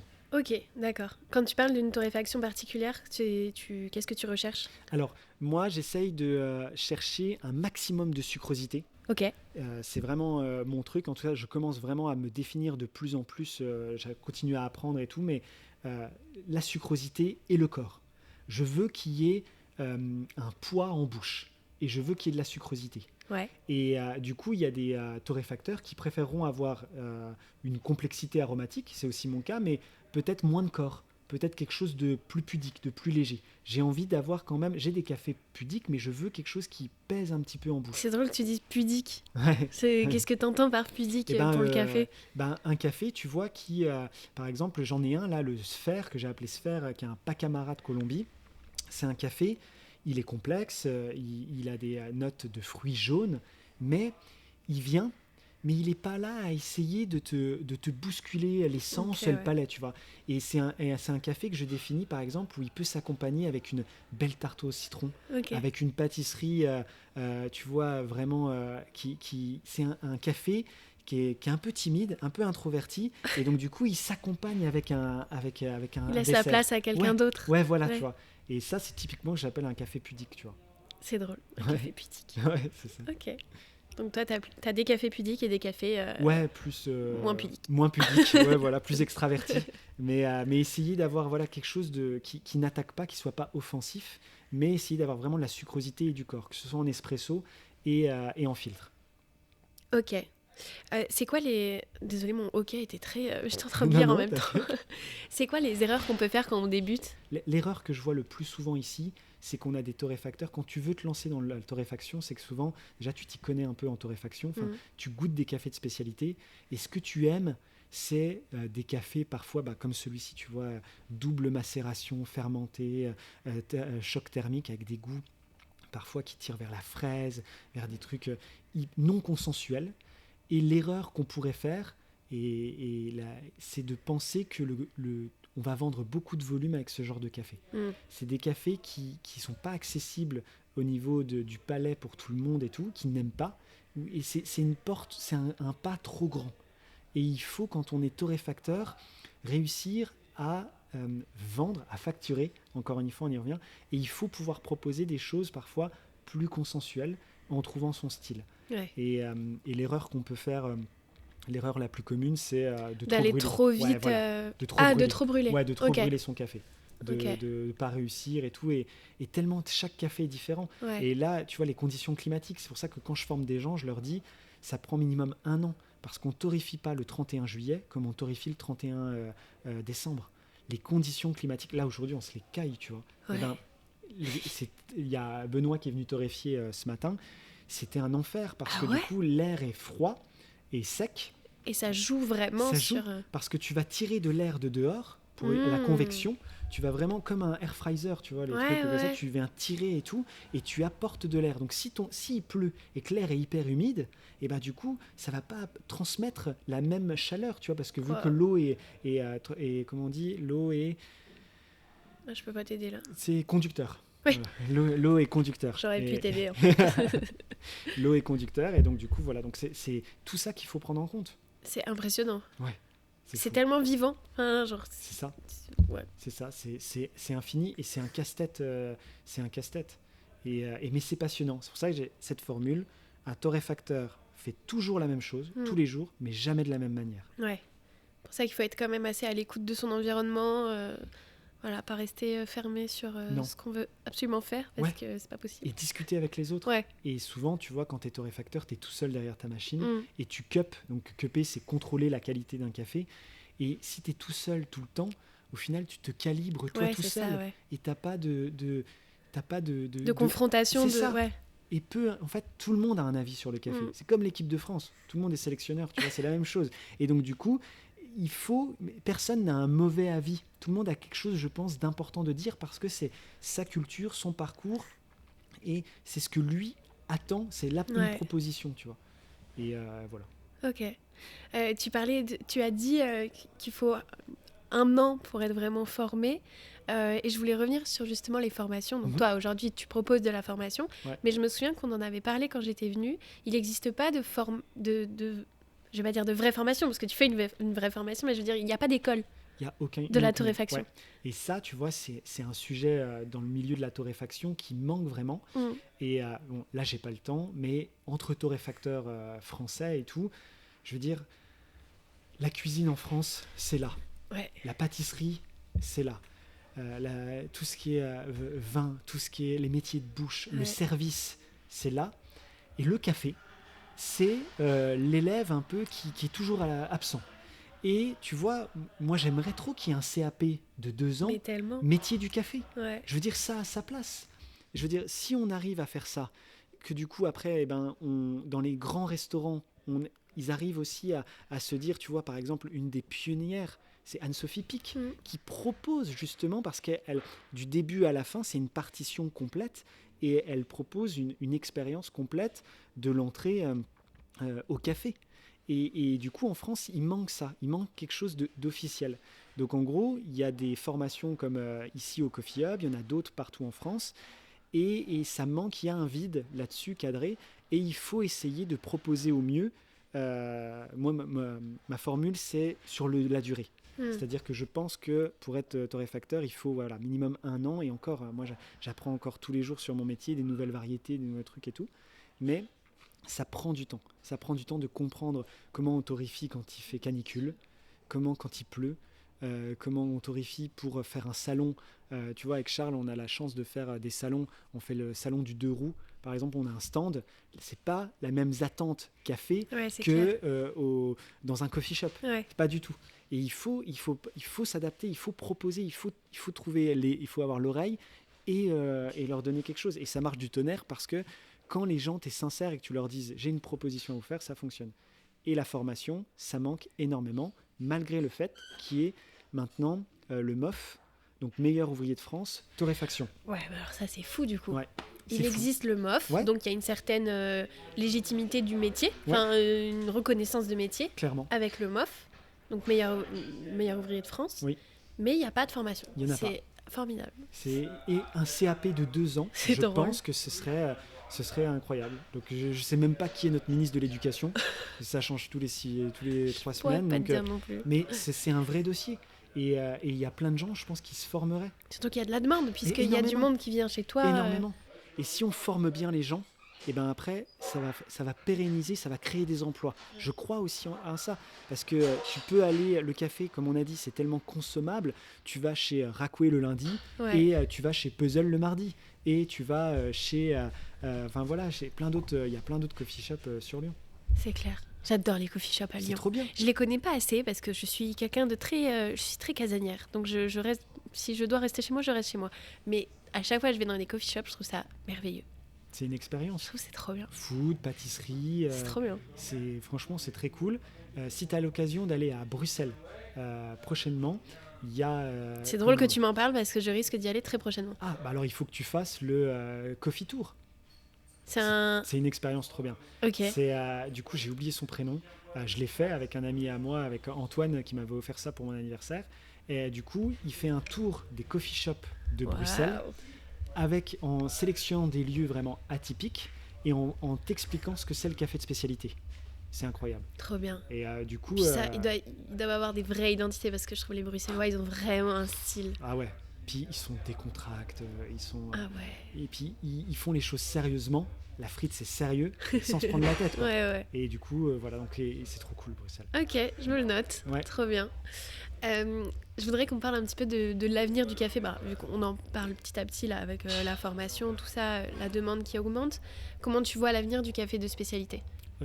À l'heure actuelle, là, si on prend aujourd'hui, je le vois très bien. J'ai encore vu un reportage au journal de France 2 hier soir qui parlait de l'expansion des coffee shops. Je le vois très bien, l'expansion de la torréfaction. Je pense que tout le monde a quelque chose à dire dans le café et je pense que c'est à nous, notre génération de jeunes torréfacteurs comme le Coffee Hub et tout, encore une fois, de donner les armes aux gens pour qu'ils puissent choisir et proposer des produits qui soient accessibles en tasse et en prix. Et si on ne fait pas n'importe quoi, si on travaille dur, si on est à l'écoute du consommateur, je pense qu'on va développer ce marché. Et si Nespresso, si les grands comme Lavazza, comme Illy, tout ça, s'y mettent aussi à faire quelque chose de plus, on va dire, café de spécialité, je pense que c'est la bonne direction. Et la seule chose qui m'inquiète, c'est une donnée, c'est le réchauffement climatique. Ça a de vraies conséquences sur les récoltes, que ce soit du coup en Amérique du Sud, en Amérique latine, centrale, en Éthiopie, en Afrique et même du coup en Asie. Il faut savoir par exemple que le 2e pays producteur au monde de café, c'est le Vietnam. Ok. Et du coup... 2e, waouh. Parce que c'est le 1er pays producteur au monde de Robusta. Ok. Et en fait, donc une race de café, je sais pas comment. C'est une espèce. Une espèce. En fait, pareil, tu vois, c'est souvent les industriels, ils nous ont dit l'arabica. Et puis le Robusta, c'est pas bon. Et l'arabica, c'est super. Et en fait, c'est 2 espèces complètement différentes. Et à l'heure actuelle, il y a des très très bons Robusta qui sont incroyables et on a de très mauvais Arabica. Et après, donc c'est des espèces et après on a des variétés. Donc on a le Geisha, le Pacamara qui est une variété Arabica et tout ça, ça montre en fait la richesse, la diversité de ce milieu-là. Et donc du coup, le réchauffement climatique, le Vietnam est le premier pays producteur au monde de Robusta parce que le Robusta, comme son nom l'indique, il est robuste et il résiste en fait aux attaques de moustiques, aux champignons, parce qu'il produit énormément de caféine. Et en fait, la caféine, pour la plante, l'arbuste, le caféier, c'est un répulsif. Et plus, en fait, le Robusta, il pousse en plaine, et donc du coup, comme il y a plein de moustiques, plein de champignons qui arrivent à 800, 700 mètres d'altitude, il produit beaucoup de caféine, et donc du coup, il est hyper robuste. Donc il est facile à cultiver, et en plus de ça, il a un goût, voilà, il a un peu plus de caféine que les autres. Alors que l'Arabica, il pousse plus haut, et à 1008, 2000 mètres d'altitude, tu as moins de moustiques, donc t'as moins le café, il se sent plus cool, il est moins stressé, il développe moins de caféine, et il va prendre le temps de pousser, il va développer une complexité aromatique un peu plus subtile. Alors juste, je suis en train de faire un lien de fou. Tu dis que la caféine, c'est un répulsif. Ouais. Et c'est pour ça alors, parce que j'ai appris cet été, en allant au restaurant, il y avait plein de, je sais plus, il y avait quoi, des mouches ou des guêpes ou des moustiques, et ils faisaient ils faisaient brûler du marc de café, ou du café moulu, et c'était un répulsif. Je sais pas si je n'ai pas la réponse. En tout cas, ça marche super bien. Ça marche super bien, et je sais pas si c'est ça ou si c'est l'odeur du marc qui les repousse. Oui, c'est vrai. Et j'ai pas la réponse scientifique. Bon, en tout cas, c'est drôle de savoir que la caféine est un répulsif dans les plantations. Ouais, tu les mets même dans tes plantes pour pas que des moucherons viennent et tout ça. Et tout. Ah ouais ? Ouais, je crois, tu peux faire ça. Ok. Ouais, je suis peut-être en train de détruire les plantes des gens, je sais pas. Ne m'écoutez pas. J'ai pas du tout la main verte en plus.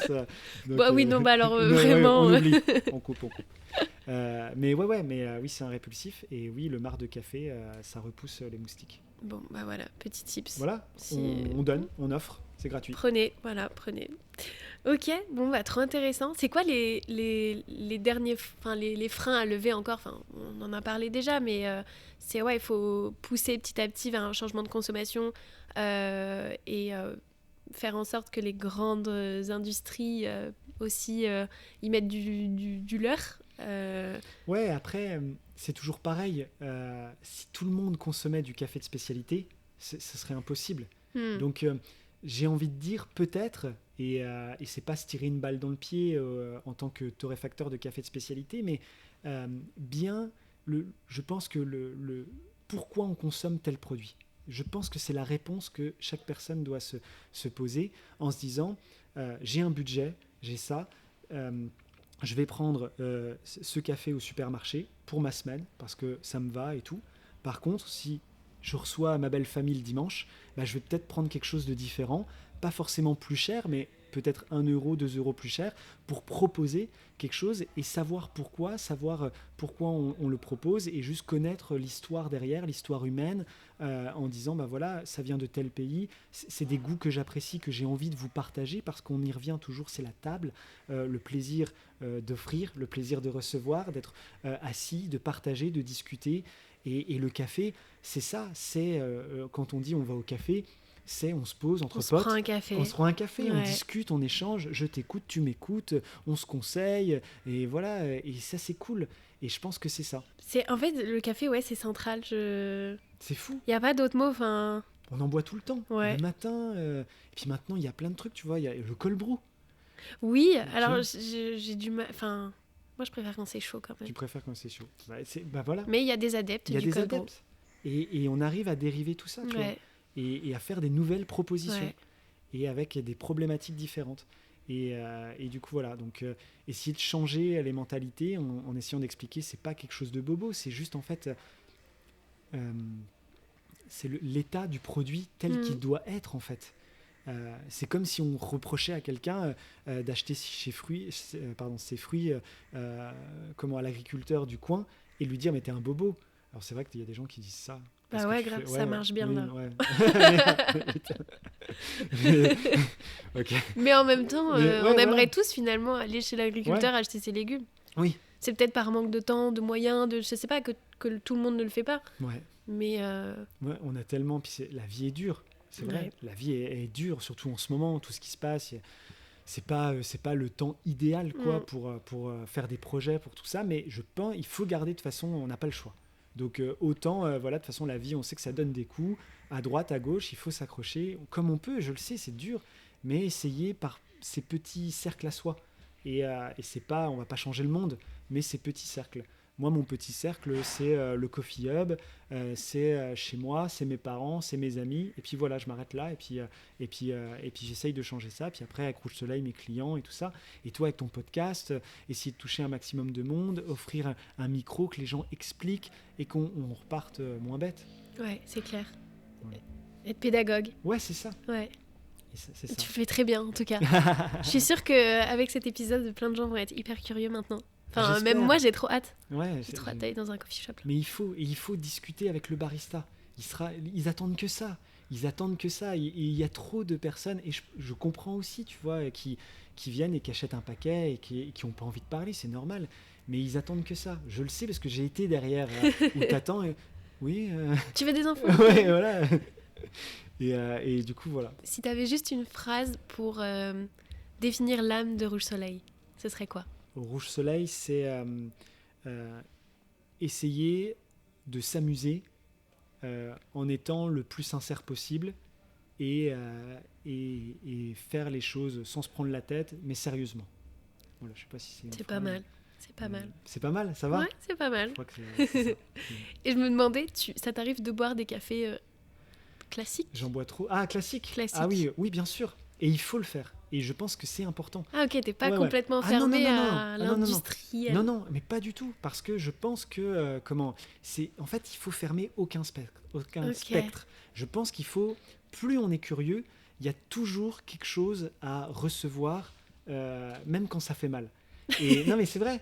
Et du coup, il y a toujours, ma mère dit toujours, il y a toujours du positif. Même dans des situations qui te font mal, où ça t'emmerde et tout ça, mais il y a toujours quelque chose de positif à en tirer. Et moi, ça me permet aussi de comprendre pourquoi. Et quand je vais dans un resto et tout ça, et que c'est un mauvais café, je le bois quand même, et c'est ce qu'ils ont à me proposer. C'est leur proposition. Et je le prends tel quel, et j'ai mon avis.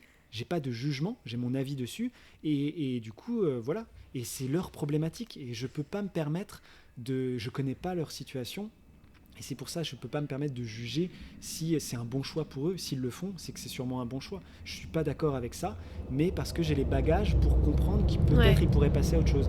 Mais c'est important, il faut goûter. Et quand on me propose une capsule, alors c'est le truc depuis une dizaine d'années maintenant avec tous mes potes, quand je rentre et tout, tu prends une capsule et tout.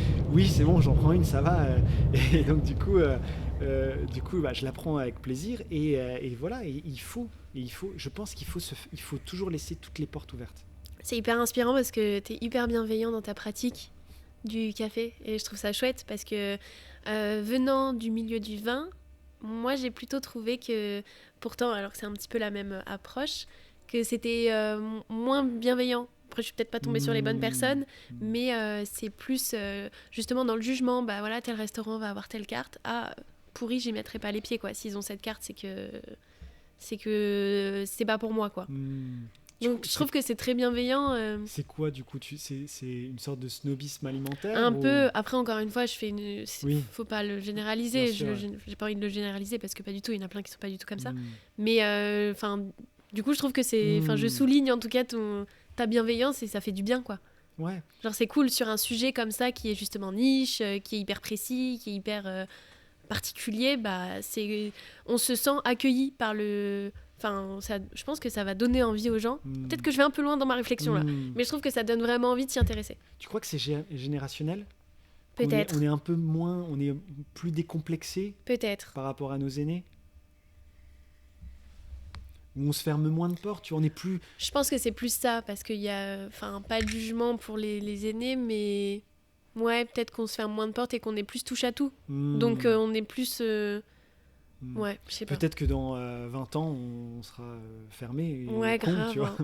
mais je sais pas. Moi, je partage aussi un peu ça, tu vois. Oui, voilà, je suis d'accord avec toi. Voilà, c'est tout. Voilà, non, mais c'est vrai, j'ai rien à rajouter, je suis d'accord avec toi. Et alors là, le café que tu m'avais servi, c'était quoi? Il y avait quoi comme... je t'avoue que je ne saurais pas te dire quelle note il y avait dans ce café. On était un peu sur de la myrtille. et on avait Ok. une pointe de lavande, un peu ce côté mentholé. Je sais pas si tu l'as senti hyper frais. Non, Et bah, voilà. mais parce que j'ai peut-être pas fait trop attention en même temps Mais du coup. après, voilà, c'est aussi une question d'extraction, une question de tout ça. Mais il était très Et, bon, ouais. ça par contre je peux le dire. Ouais, c'était cool. Et là, pas trop de sucrosité. Tu Ok, vois, ouais. et pas trop de corps. Il était assez, oui, pas trop de corps, assez léger. Assez pudique. Ouais, voilà, assez pudique, et mais très complexe. Et du coup, c'est un café qui a eu une fermentation, Ok. du coup, avec des fruits, et donc du coup, qui a permis en fait de créer en fait ce goût-là. Ça c'est toi qui as fait la fermentation Non, ou pas c'est du tout. C'est les caféiculteurs. Ok. Parce que le monde du café sur place dans les pays producteurs se développe aussi énormément. Et il faut savoir que par exemple maintenant tu as des lots qui se vendent. Là il n'y a pas longtemps, tu as alors je veux pas dire de bêtises, un Panaméen Ok. qui s'est vendu à plus de 10 000 euros le kilo. 10 000 dollars. Ouais. Je sais plus, il faudrait que je retrouve, mais à un prix exorbitant. Je crois que Ben, il doit savoir ça. Mais c'est un prix de fou aux ventes aux enchères. Aux enchères. Ouais. On achète ça. Ouais, parce que du coup, en fait, dans les fin des années 90, Ouais. il y a une personne, j'ai plus son nom, mais j'ai fait un épisode podcast là-dessus, mais il faut le réécouter et tout. Il a créé ce qu'on appelle la Cup of Excellence. Ok. Et en fait, pour aider les caféiculteurs sur place, Ouais. il a créé ce concours national et après mondial, international après, où en fait, il se rend dans chaque pays.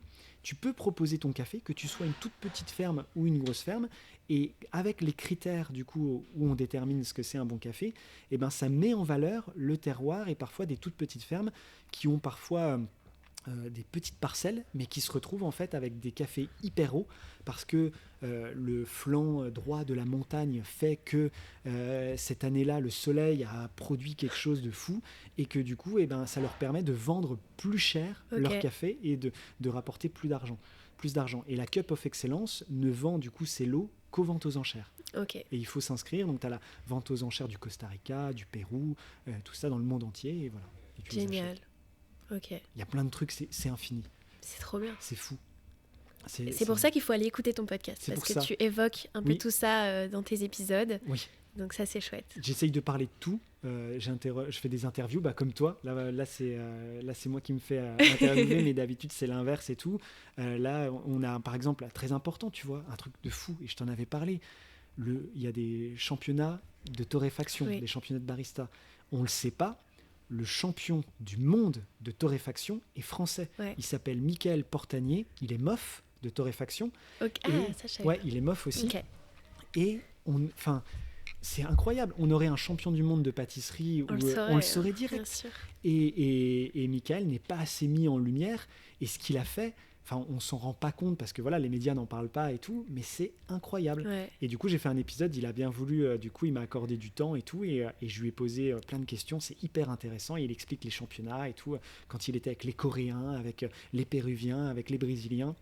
C'était complètement fou. Il a été sacré en mai, je crois, dernier. Je sais plus, c'était à Houston, mais Ok. c'était dernièrement là. Trop bien. Et c'est fou. Toi aussi, t'as fait une compétition il y a pas Ouais. longtemps. Ouais, je me présente au championnat de France, qui te permet, si tu arrives premier, à te qualifier du coup au championnat du monde.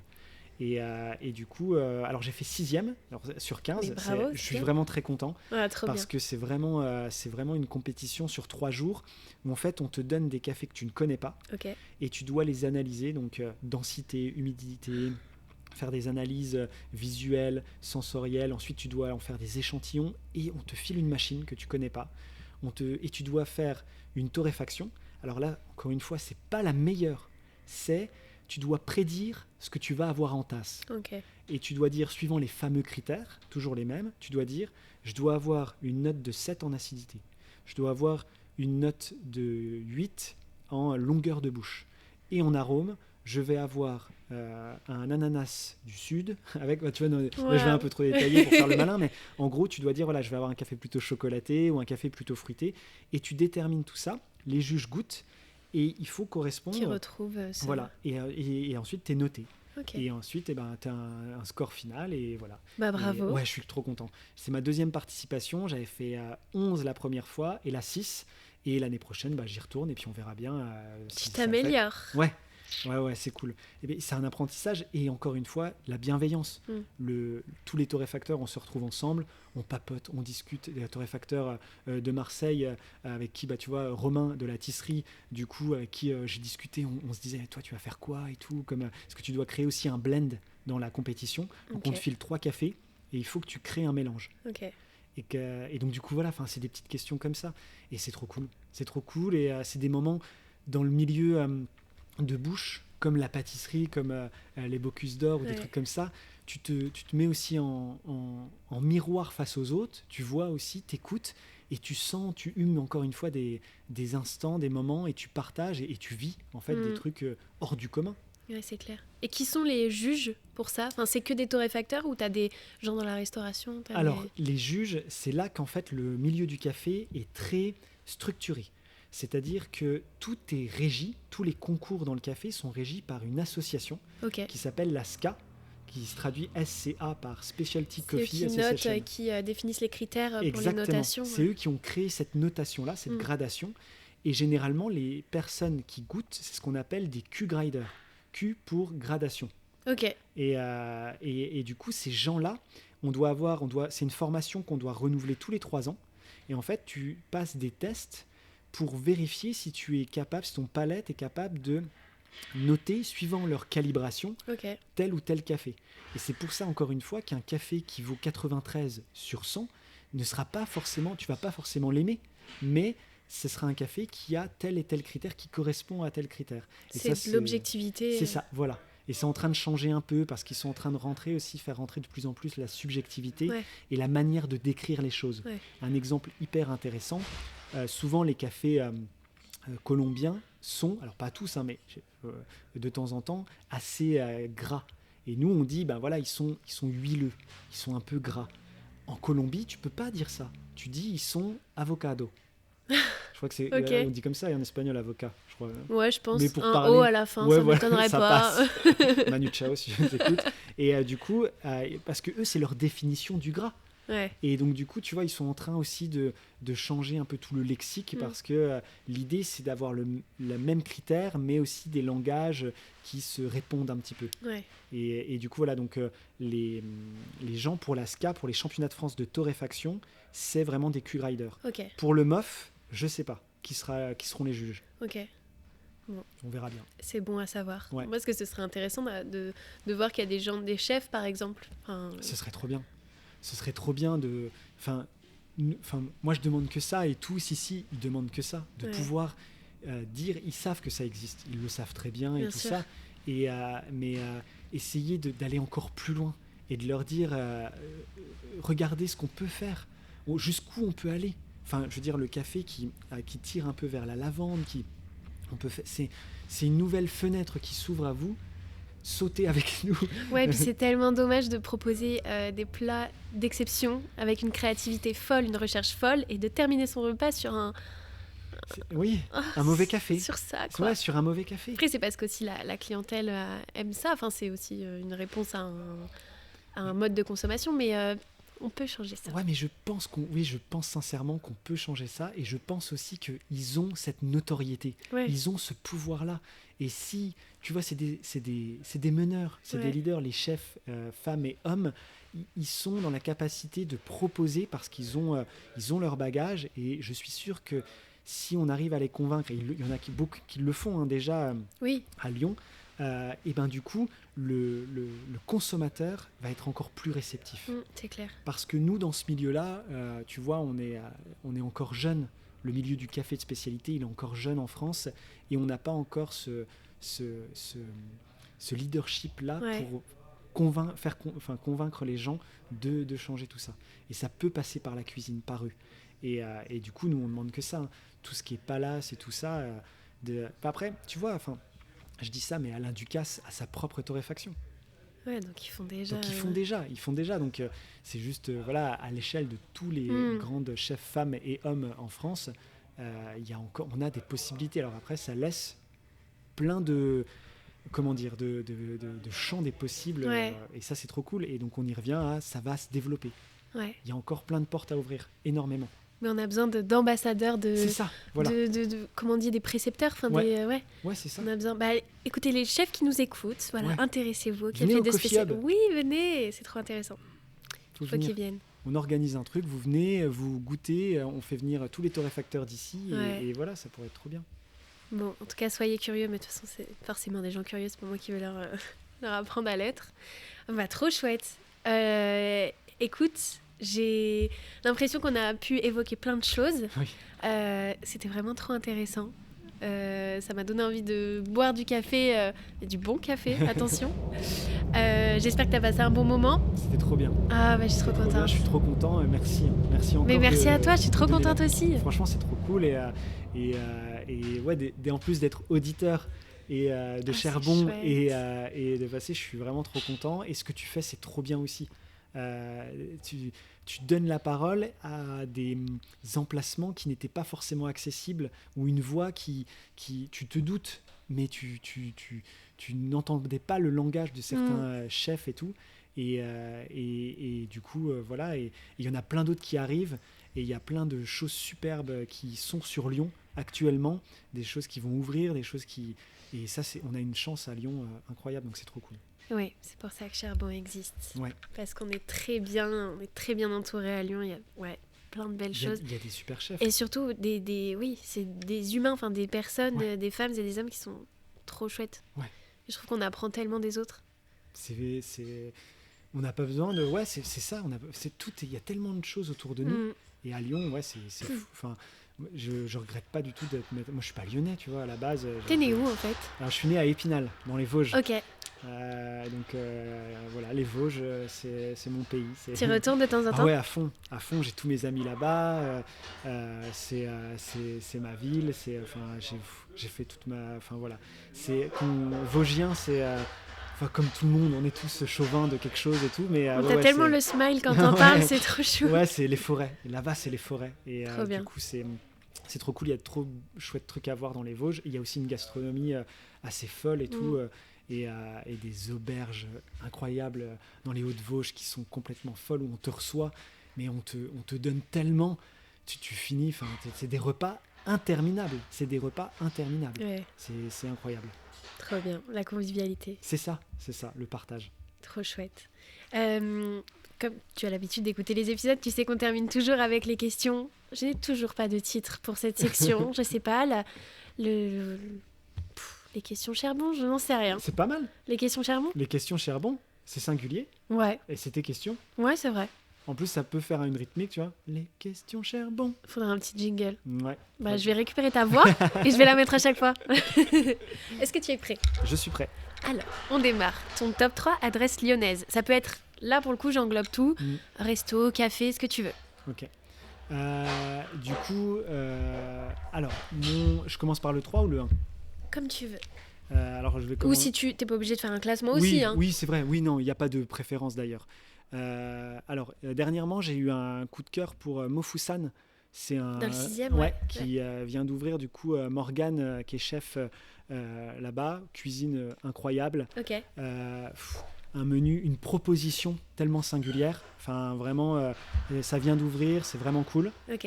Et ensuite, je suis pas trop sucré à la base. Alors ma compagne va rigoler quand elle va l'entendre ça et tout, mais c'est vrai que je suis pas trop sucré, mais j'aime bien aussi les pâtisseries. Et j'ai une pâtissière coup de cœur qui s'appelle Pauline Legal, qui va ouvrir prochainement quelque chose. Ah, trop chouette. Et en fait, j'ai goûté sa pâtisserie. Elle a travaillé dans tellement d'endroits incroyables à Lyon. Et en fait, sa pâtisserie, tu vois, délicate, pas trop sucrée, fine et pudique pour le coup. Et quand elle me propose des trucs à goûter, je suis comme un fou parce que c'est vraiment hyper délicat et j'ai trop hâte qu'elle l'ouvre. Normalement, c'est prévu pour 2026. Elle va ouvrir quelque chose et j'ai trop hâte parce que là, tu as vraiment une proposition hyper singulière. Et dès qu'elle vient des fois de temps en temps ici, je lui fais un café et tout. Et je sais qu'elle vient pas les mains vides. Et on est tous trop contents. Ici, d'ailleurs, elle a des plats à elle qu'elle a laissés. Parce que je dis non, laisse. Tu viendras les récupérer. Ouais, je te les rapporte plus tard et l'occasion. tout. Et ce qu'elle fait, c'est incroyable. Humainement, en plus, c'est une personne folle. Donc voilà, c'est vraiment Pauline, elle me fait redécouvrir une pâtisserie. Trop et bien. ça, je suis trop content. Bah alors c'est drôle que tu parles d'elle parce que je pense que c'était il y a très longtemps, enfin au tout début de Charbon. Elle m'a envoyé un message sur Ok. Charbon Ok, pour me parler de toi. ok. Bah voilà. Elle parle même pas pour parler d'elle. Tu vois, Ouais. je savais même pas qu'elle allait ouvrir quelque chose. Enfin, Ok. elle s'est jamais vendue comme ça. Mais elle m'a dit, va le voir, c'est trop bien, c'est impressionnant. Et du coup, quand ensuite on s'est recontacté, bah en fait, je me suis dit, mais ouais, il faut que j'y aille parce que Pauline m'en avait déjà parlé. Donc Elle est big incroyable. up Pauline. Big up voilà. Pauline, merci Pauline. Et elle est incroyable, Pauline. Et en plus, elle a l'amour du goût. Et en fait, tu vois, ça m'étonne pas. C'est-à-dire qu'elle dit, tout le temps, elle est, va là. Ouais. Tout le temps, elle me dit ça. Elle me dit, mais non, mais t'as pas goûté, mais vas-y et tout. Elle n'arrête pas et elle est hyper curieuse et tout. Donc, Bah hâte qu'elle franchement, ouvre ouais, j'ai trop hâte. sa J'ai trop hâte. pâtisserie. Ouais, Trop bien. J'ai trop hâte. Trop chouette. Et ils te font un troisième lieu? Un troisième lieu, je vais dire un coffee shop parce que je suis torréfacteur. On t'en voudra pas. Et du coup, pour moi, c'est un lieu, c'est un service, c'est du café, certes, mais c'est Puzzle à Lyon, qui est un coffee shop qui torréfie maintenant ici. Et du coup, c'est Thomas, qui est du coup le fondateur de Puzzle. C'est son troisième puzzle, dans le sens où il en a eu un, ensuite il l'a arrêté, il en a ouvert un autre et tout ça. Okay. Et Thomas, tout le monde l'appelle l'aubergiste, parce qu'il a un sens du service, du début à la fin, qui est une expérience simple, mais tellement... et puis c'est un précurseur dans le café aussi, il propose à chaque fois des trucs de fou, donc le lieu est fou. Tu parles... Donc il y en a qu'un de Oui, il y en puzzle, a c'est qu'un. dans le cinquième. Oui, voilà, c'est le numéro 3 et tout, mais il y en a qu'un, c'est dans le cinquième. La place L'endroit est fou. est incroyable. Ouais. Quand l'été, le soleil qui passe à travers, beau, ouais. C'est chaleureux, Ouais. tout le monde est relax, t'as des touristes, t'as des personnes, tout le monde est bienvenu et tout, et t'as toujours un petit mot sympa, et en fait c'est simple mais dans le bon sens du terme. Ouais. Donc du coup, voilà, Puzzle. Ok, et t'as une série de podcasts avec Thomas aussi. sur ce qui est trop intéressant, sur comment ouvrir un coffee shop. C'est aussi un ami. C'est aussi un ami, et du coup, Thomas qui est pareil, qui est toujours dans des idées et tout, souvent on lui pose la question, en fait, on lui dit mais tu as de l'expérience, est-ce que tu pourrais en fait partager tout ça? Et un coup il m'a dit bah écoute, est-ce que tu veux me tendre le micro et on fait une série d'épisodes où on essaye de conseiller pour pas faire les erreurs, pour ne pas faire des erreurs pour monter un coffee shop. Et du coup on a commencé. Et du coup voilà, on n'est pas très régulier et du coup quand on se voit on passe plus de temps à jouer aux échecs. Je dirais pas qui gagne. Et du coup voilà, mais du coup on continue à faire ça et on va essayer de sortir ça régulièrement sur l'aspect économique. Et c'est sur hyper intéressant. Et surtout qu'un coffee shop c'est tellement particulier. Ouais. Il faut se préparer à plein de choses. J'irai écouter, et je pense que tu sais que parmi les auditeurs de Charbon, il y a aussi beaucoup de personnes qui sont pas forcément du milieu, mais qui se posent beaucoup de questions en mode pourquoi pas, c'est un petit rêve au fond de ma tête. Bah moi la première, hein. Il y a quelques mois, alors j'ai un peu mis ça de côté parce que je fais plein d'autres choses, mais avec mon mec, je lui disais mais tu veux pas on ouvre un truc, on peut faire un truc trop bien, tu sais, je sais qu'il en existe déjà plein, mais tu vois, je sais pas, avec une identité hyper particulière, et c'était vraiment un truc que je voulais faire. Je me suis dit, je mets de l'argent de côté, et dès que j'ai un peu d'argent, allez go, je me lance là-dessus. Et je sais qu'il y a plein de gens qui ont ce même rêve au fond d'eux, donc faut aller écouter cette série si on a des questions sur les coffee shops. T'as raison, c'est une extension de soi. Ouais, mais vraiment. Et tout le monde a ça en lui, je pense, que ce soit... Et tu vas le faire. Franchement, c'est toujours un truc que j'ai en tête. Mais j'en avais parlé dans un épisode sur l'entrepreneuriat, justement. Et à la fin, j'avais des pros devant moi et je leur disais, voilà, je vais vous pitcher mon projet, vous me dites ce que vous en pensez. Bon, ils m'ont un peu défoncé mon projet, mais je leur en veux pas, c'était l'idée.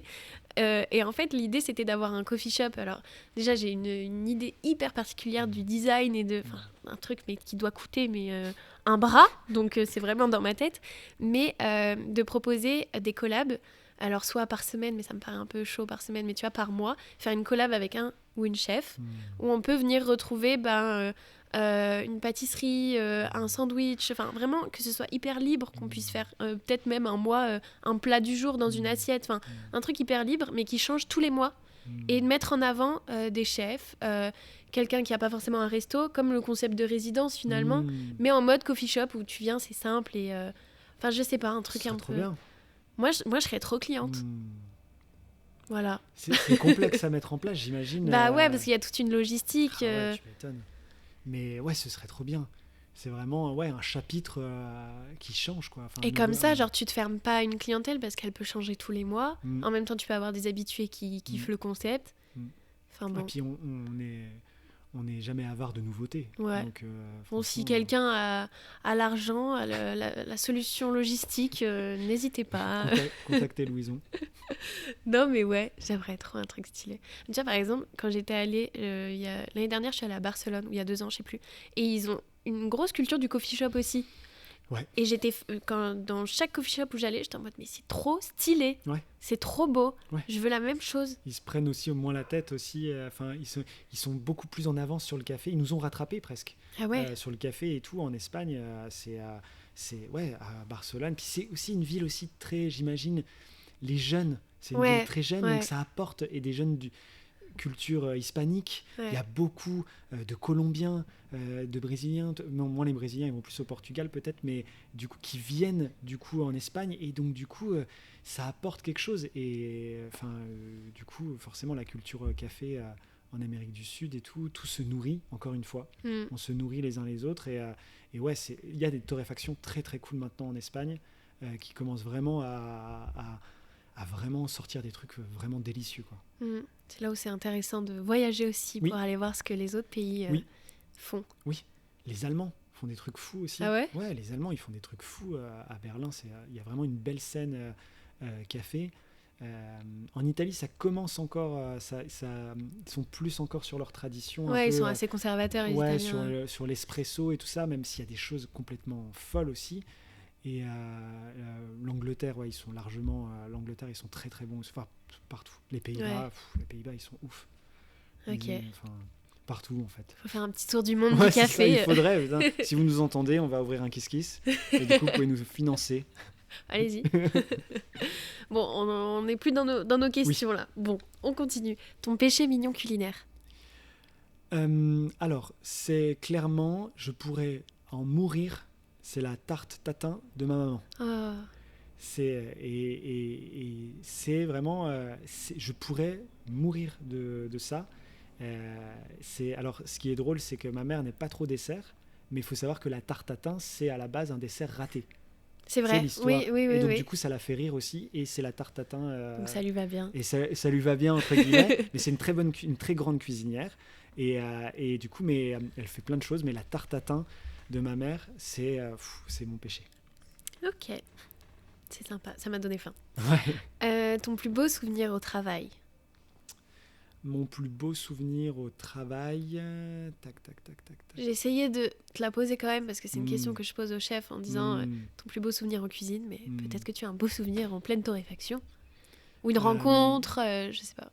Alors, franchement, à professionnel, au travail, si c'est vraiment cet aspect-là, à l'heure actuelle, alors je ne remonte pas dans le temps et tout, mais c'est Charlie Gore. Okay. Parce que en fait, Rouge Soleil, c'est ma vie actuellement.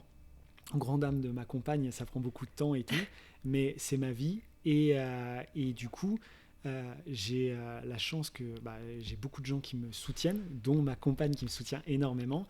Mais Charlie Gore, il me permet d'avoir concrétisé mes rêves en me disant, écoute, moi je suis importateur, on peut tous les deux. C'est fou, c'est génial cette association. Et je le connais depuis maintenant janvier 2024, donc ça fait 1 an et demi, 2 ans et demi, je sais plus, je suis très mauvais en maths. Janvier 2024, on est en 2025. Donc 1 an et demi, presque 2 ans. Presque 2 ans. En janvier prochain, ça fera 2 ans. C'est ça. Et en fait, sans lui, professionnellement, je ne serais pas au même stade. Je serais peut-être plus loin ou plus bas. Je ne sais pas, parce qu'on sait pas, on n'est pas dans des dimensions multiverses et tout. Mais je sais qu'à l'heure actuelle, c'est la personne qui m'a permis de concrétiser professionnellement mon rêve. C'est une chance de tomber. Je trouve que ça fait aussi. Il y a beaucoup de chance dans la vie de tomber sur des partenaires comme ça, quoi. Ouais. Comme à l'inverse, on peut tomber sur des personnes qui nous font perdre du temps. Enfin, on s'en rend pas compte avec le recul. Mais du coup, c'est beaucoup de chance. Enfin, c'est trop bien. L'entourage, c'est tellement important. Ouais. La famille, l'équilibre et tout, et les gens qui t'entourent au quotidien. il faut accepter les critiques, il faut accepter tout ça, il faut accepter de se remettre en question, et parce que ça va nous enrichir. Et pour qu'il fasse beau, il faut bien qu'il pleuve à un moment, tu vois. C'est clair. C'est quoi la phrase? C'est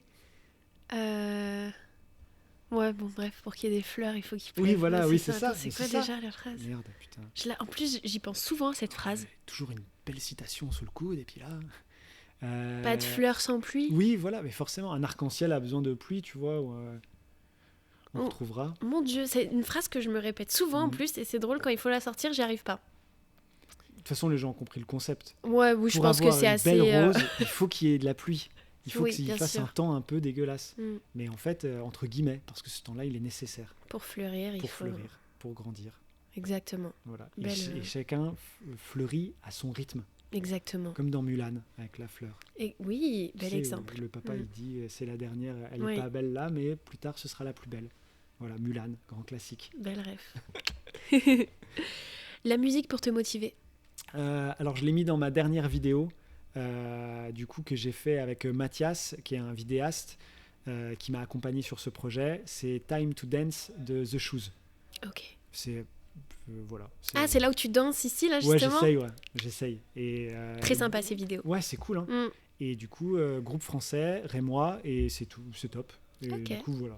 Okay. Et c'est le temps de danser, donc ça correspond bien. Il faut danser. Il faut danser. Ça fait du bien, on s'exprime comme ça. Oui. Le corps en a besoin. Oui. Si tu n'étais pas torréfacteur, tu serais quoi? Peut-être, du coup, styliste ou quelque chose comme ça, si j'avais réussi à trouver un peu plus ma place. Et sinon, mon rêve secret, c'est d'être cinéaste. Ah ouais? Ouais, voilà, de travailler dans le cinéma, de faire des films. Bien. Voilà. Okay. Mais bon, c'est un truc, un fantasme, tu vois. Donc, ouais, mais on n'est pas à l'abri, tu sais, des fois la vie, on sait jamais. Elle est particulière. Hein. On sait jamais, mais voilà. Ok, trop chouette. Et si tu pouvais donner un conseil, celui que tu veux, peu importe. Il faut apprendre à se faire confiance, et pour se faire confiance, il faut prendre des risques. Et quand on prend des risques, on échoue. J'ai raté tellement de choses dans ma vie que du coup, c'est ce qui a fait que je suis là aujourd'hui. Et il y a vraiment eu des moments sombres, mais c'est ce qui fait qu'aujourd'hui, je sais apprécier ce moment-là avec toi et avec le smile tous les jours et tout ça. Et sûrement, il y aura d'autres moments difficiles, mais il faut apprendre à construire sa confiance en soi. Et pour ça, il faut se prendre des coups, mais il faut, comme dit Rocky, se relever et être un cogneur. Et c'est ça. Et en fait, il faut accepter le fait qu'il y aura de la casse. Et quand il y a de la casse, et qu'on l'accepte, on continue à avancer. Et voilà, il faut construire sa confiance en soi. Et à un moment donné, ça va arriver. Pas avoir peur de l'échec. Absolument. Ça fait partie du processus. Ça fait partie. On ne peut pas réussir sans échec. Ouais. C'est impossible. Et en France, souvent, on a cette culture un peu « Ah, il a raté » ou machin, on a honte. Mais j'ai raté tellement de trucs. Des trucs infimes comme des trucs importants, comme tout le monde.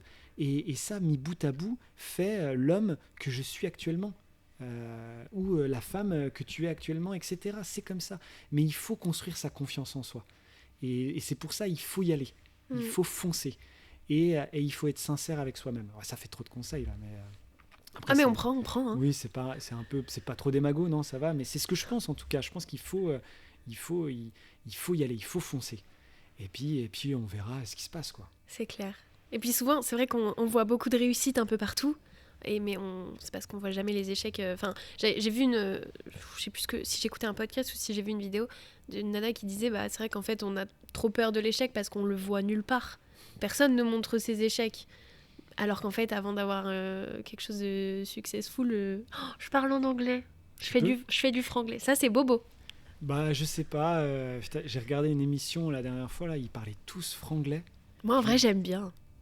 Je pense que le monde est comme ça maintenant. No? Moi, des fois, vraiment, ça fait couillon, mais des fois, j'ai des mots en anglais qui me viennent. Hein. Après, je pense que ça dépend le contexte et l'intonation que tu prends. Ouais. Tu vois, comme Jean-Claude Van Damme. Successful. Ouais, voilà, tu vois, Jean-Claude Van Damme, là, c'est vraiment trop, alors que le mec, il est belge et tout.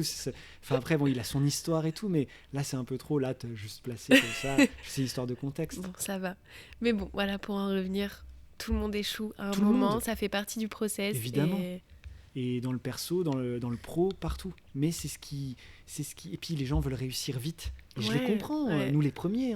Je veux dire, on veut réussir tellement vite. Ça prend du temps. Mais c'est du fond et c'est de la forme et ça prend du temps et il faut combiner les deux et il faut avancer. Et pas abandonner. Si on y croit vraiment, faut pas abandonner.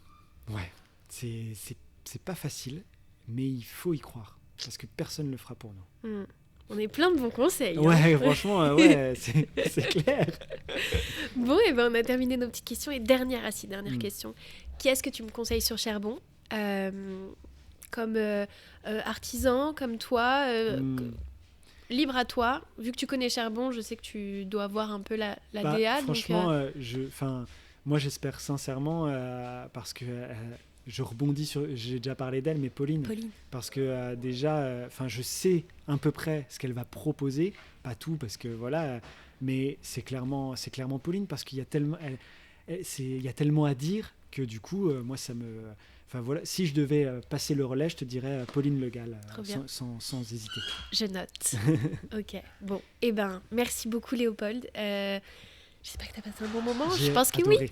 J'ai adoré. Franchement, c'était trop bien. J'espère que ça s'est ressenti. Merci encore à toi. Merci beaucoup. Avec grand plaisir. D'être venu ici, d'avoir posé ton micro, le travail que tu fais. Enfin, je sais ce que c'est de monter, de travailler dessus et tout. Donc, le temps que ça prend, vous vous rendez pas compte le temps que ça prend. Donc, merci beaucoup à toi. Merci. Toi, merci de m'accueillir. Charbon n'est rien sans ses invités, donc vraiment merci à toi. Bonne continuation à Roche-Soleil. Une chose on n'a pas parlé, mais bon, il y a aussi tout le design de tes paquets, c'est magnifique. Tu fais un travail de dingue. Ouais. Tu en parles excessivement bien. C'est génial, donc continue, bravo, et j'espère que les gens qui nous ont écoutés ont ressenti, mais j'en suis sûre, ta passion et ton amour pour le café. Et buvez du bon café. Et ceux qui nous ont vus, j'espère que vous avez passé aussi un bon moment, qu'on a des petites bouilles trop mignonnes. Voilà. Qu'est-ce qu'on peut dire d'autre ? Franchement, merci à tout le monde s'ils ont été jusque-là. Merci de nous avoir écoutés. J'espère, hein. Ouais. Et puis à bientôt. Ouais, à bientôt. On est des bons co-animateurs. Merci beaucoup et à très bientôt sur Charbon. Merci Léopold. Merci à toi, bonne journée.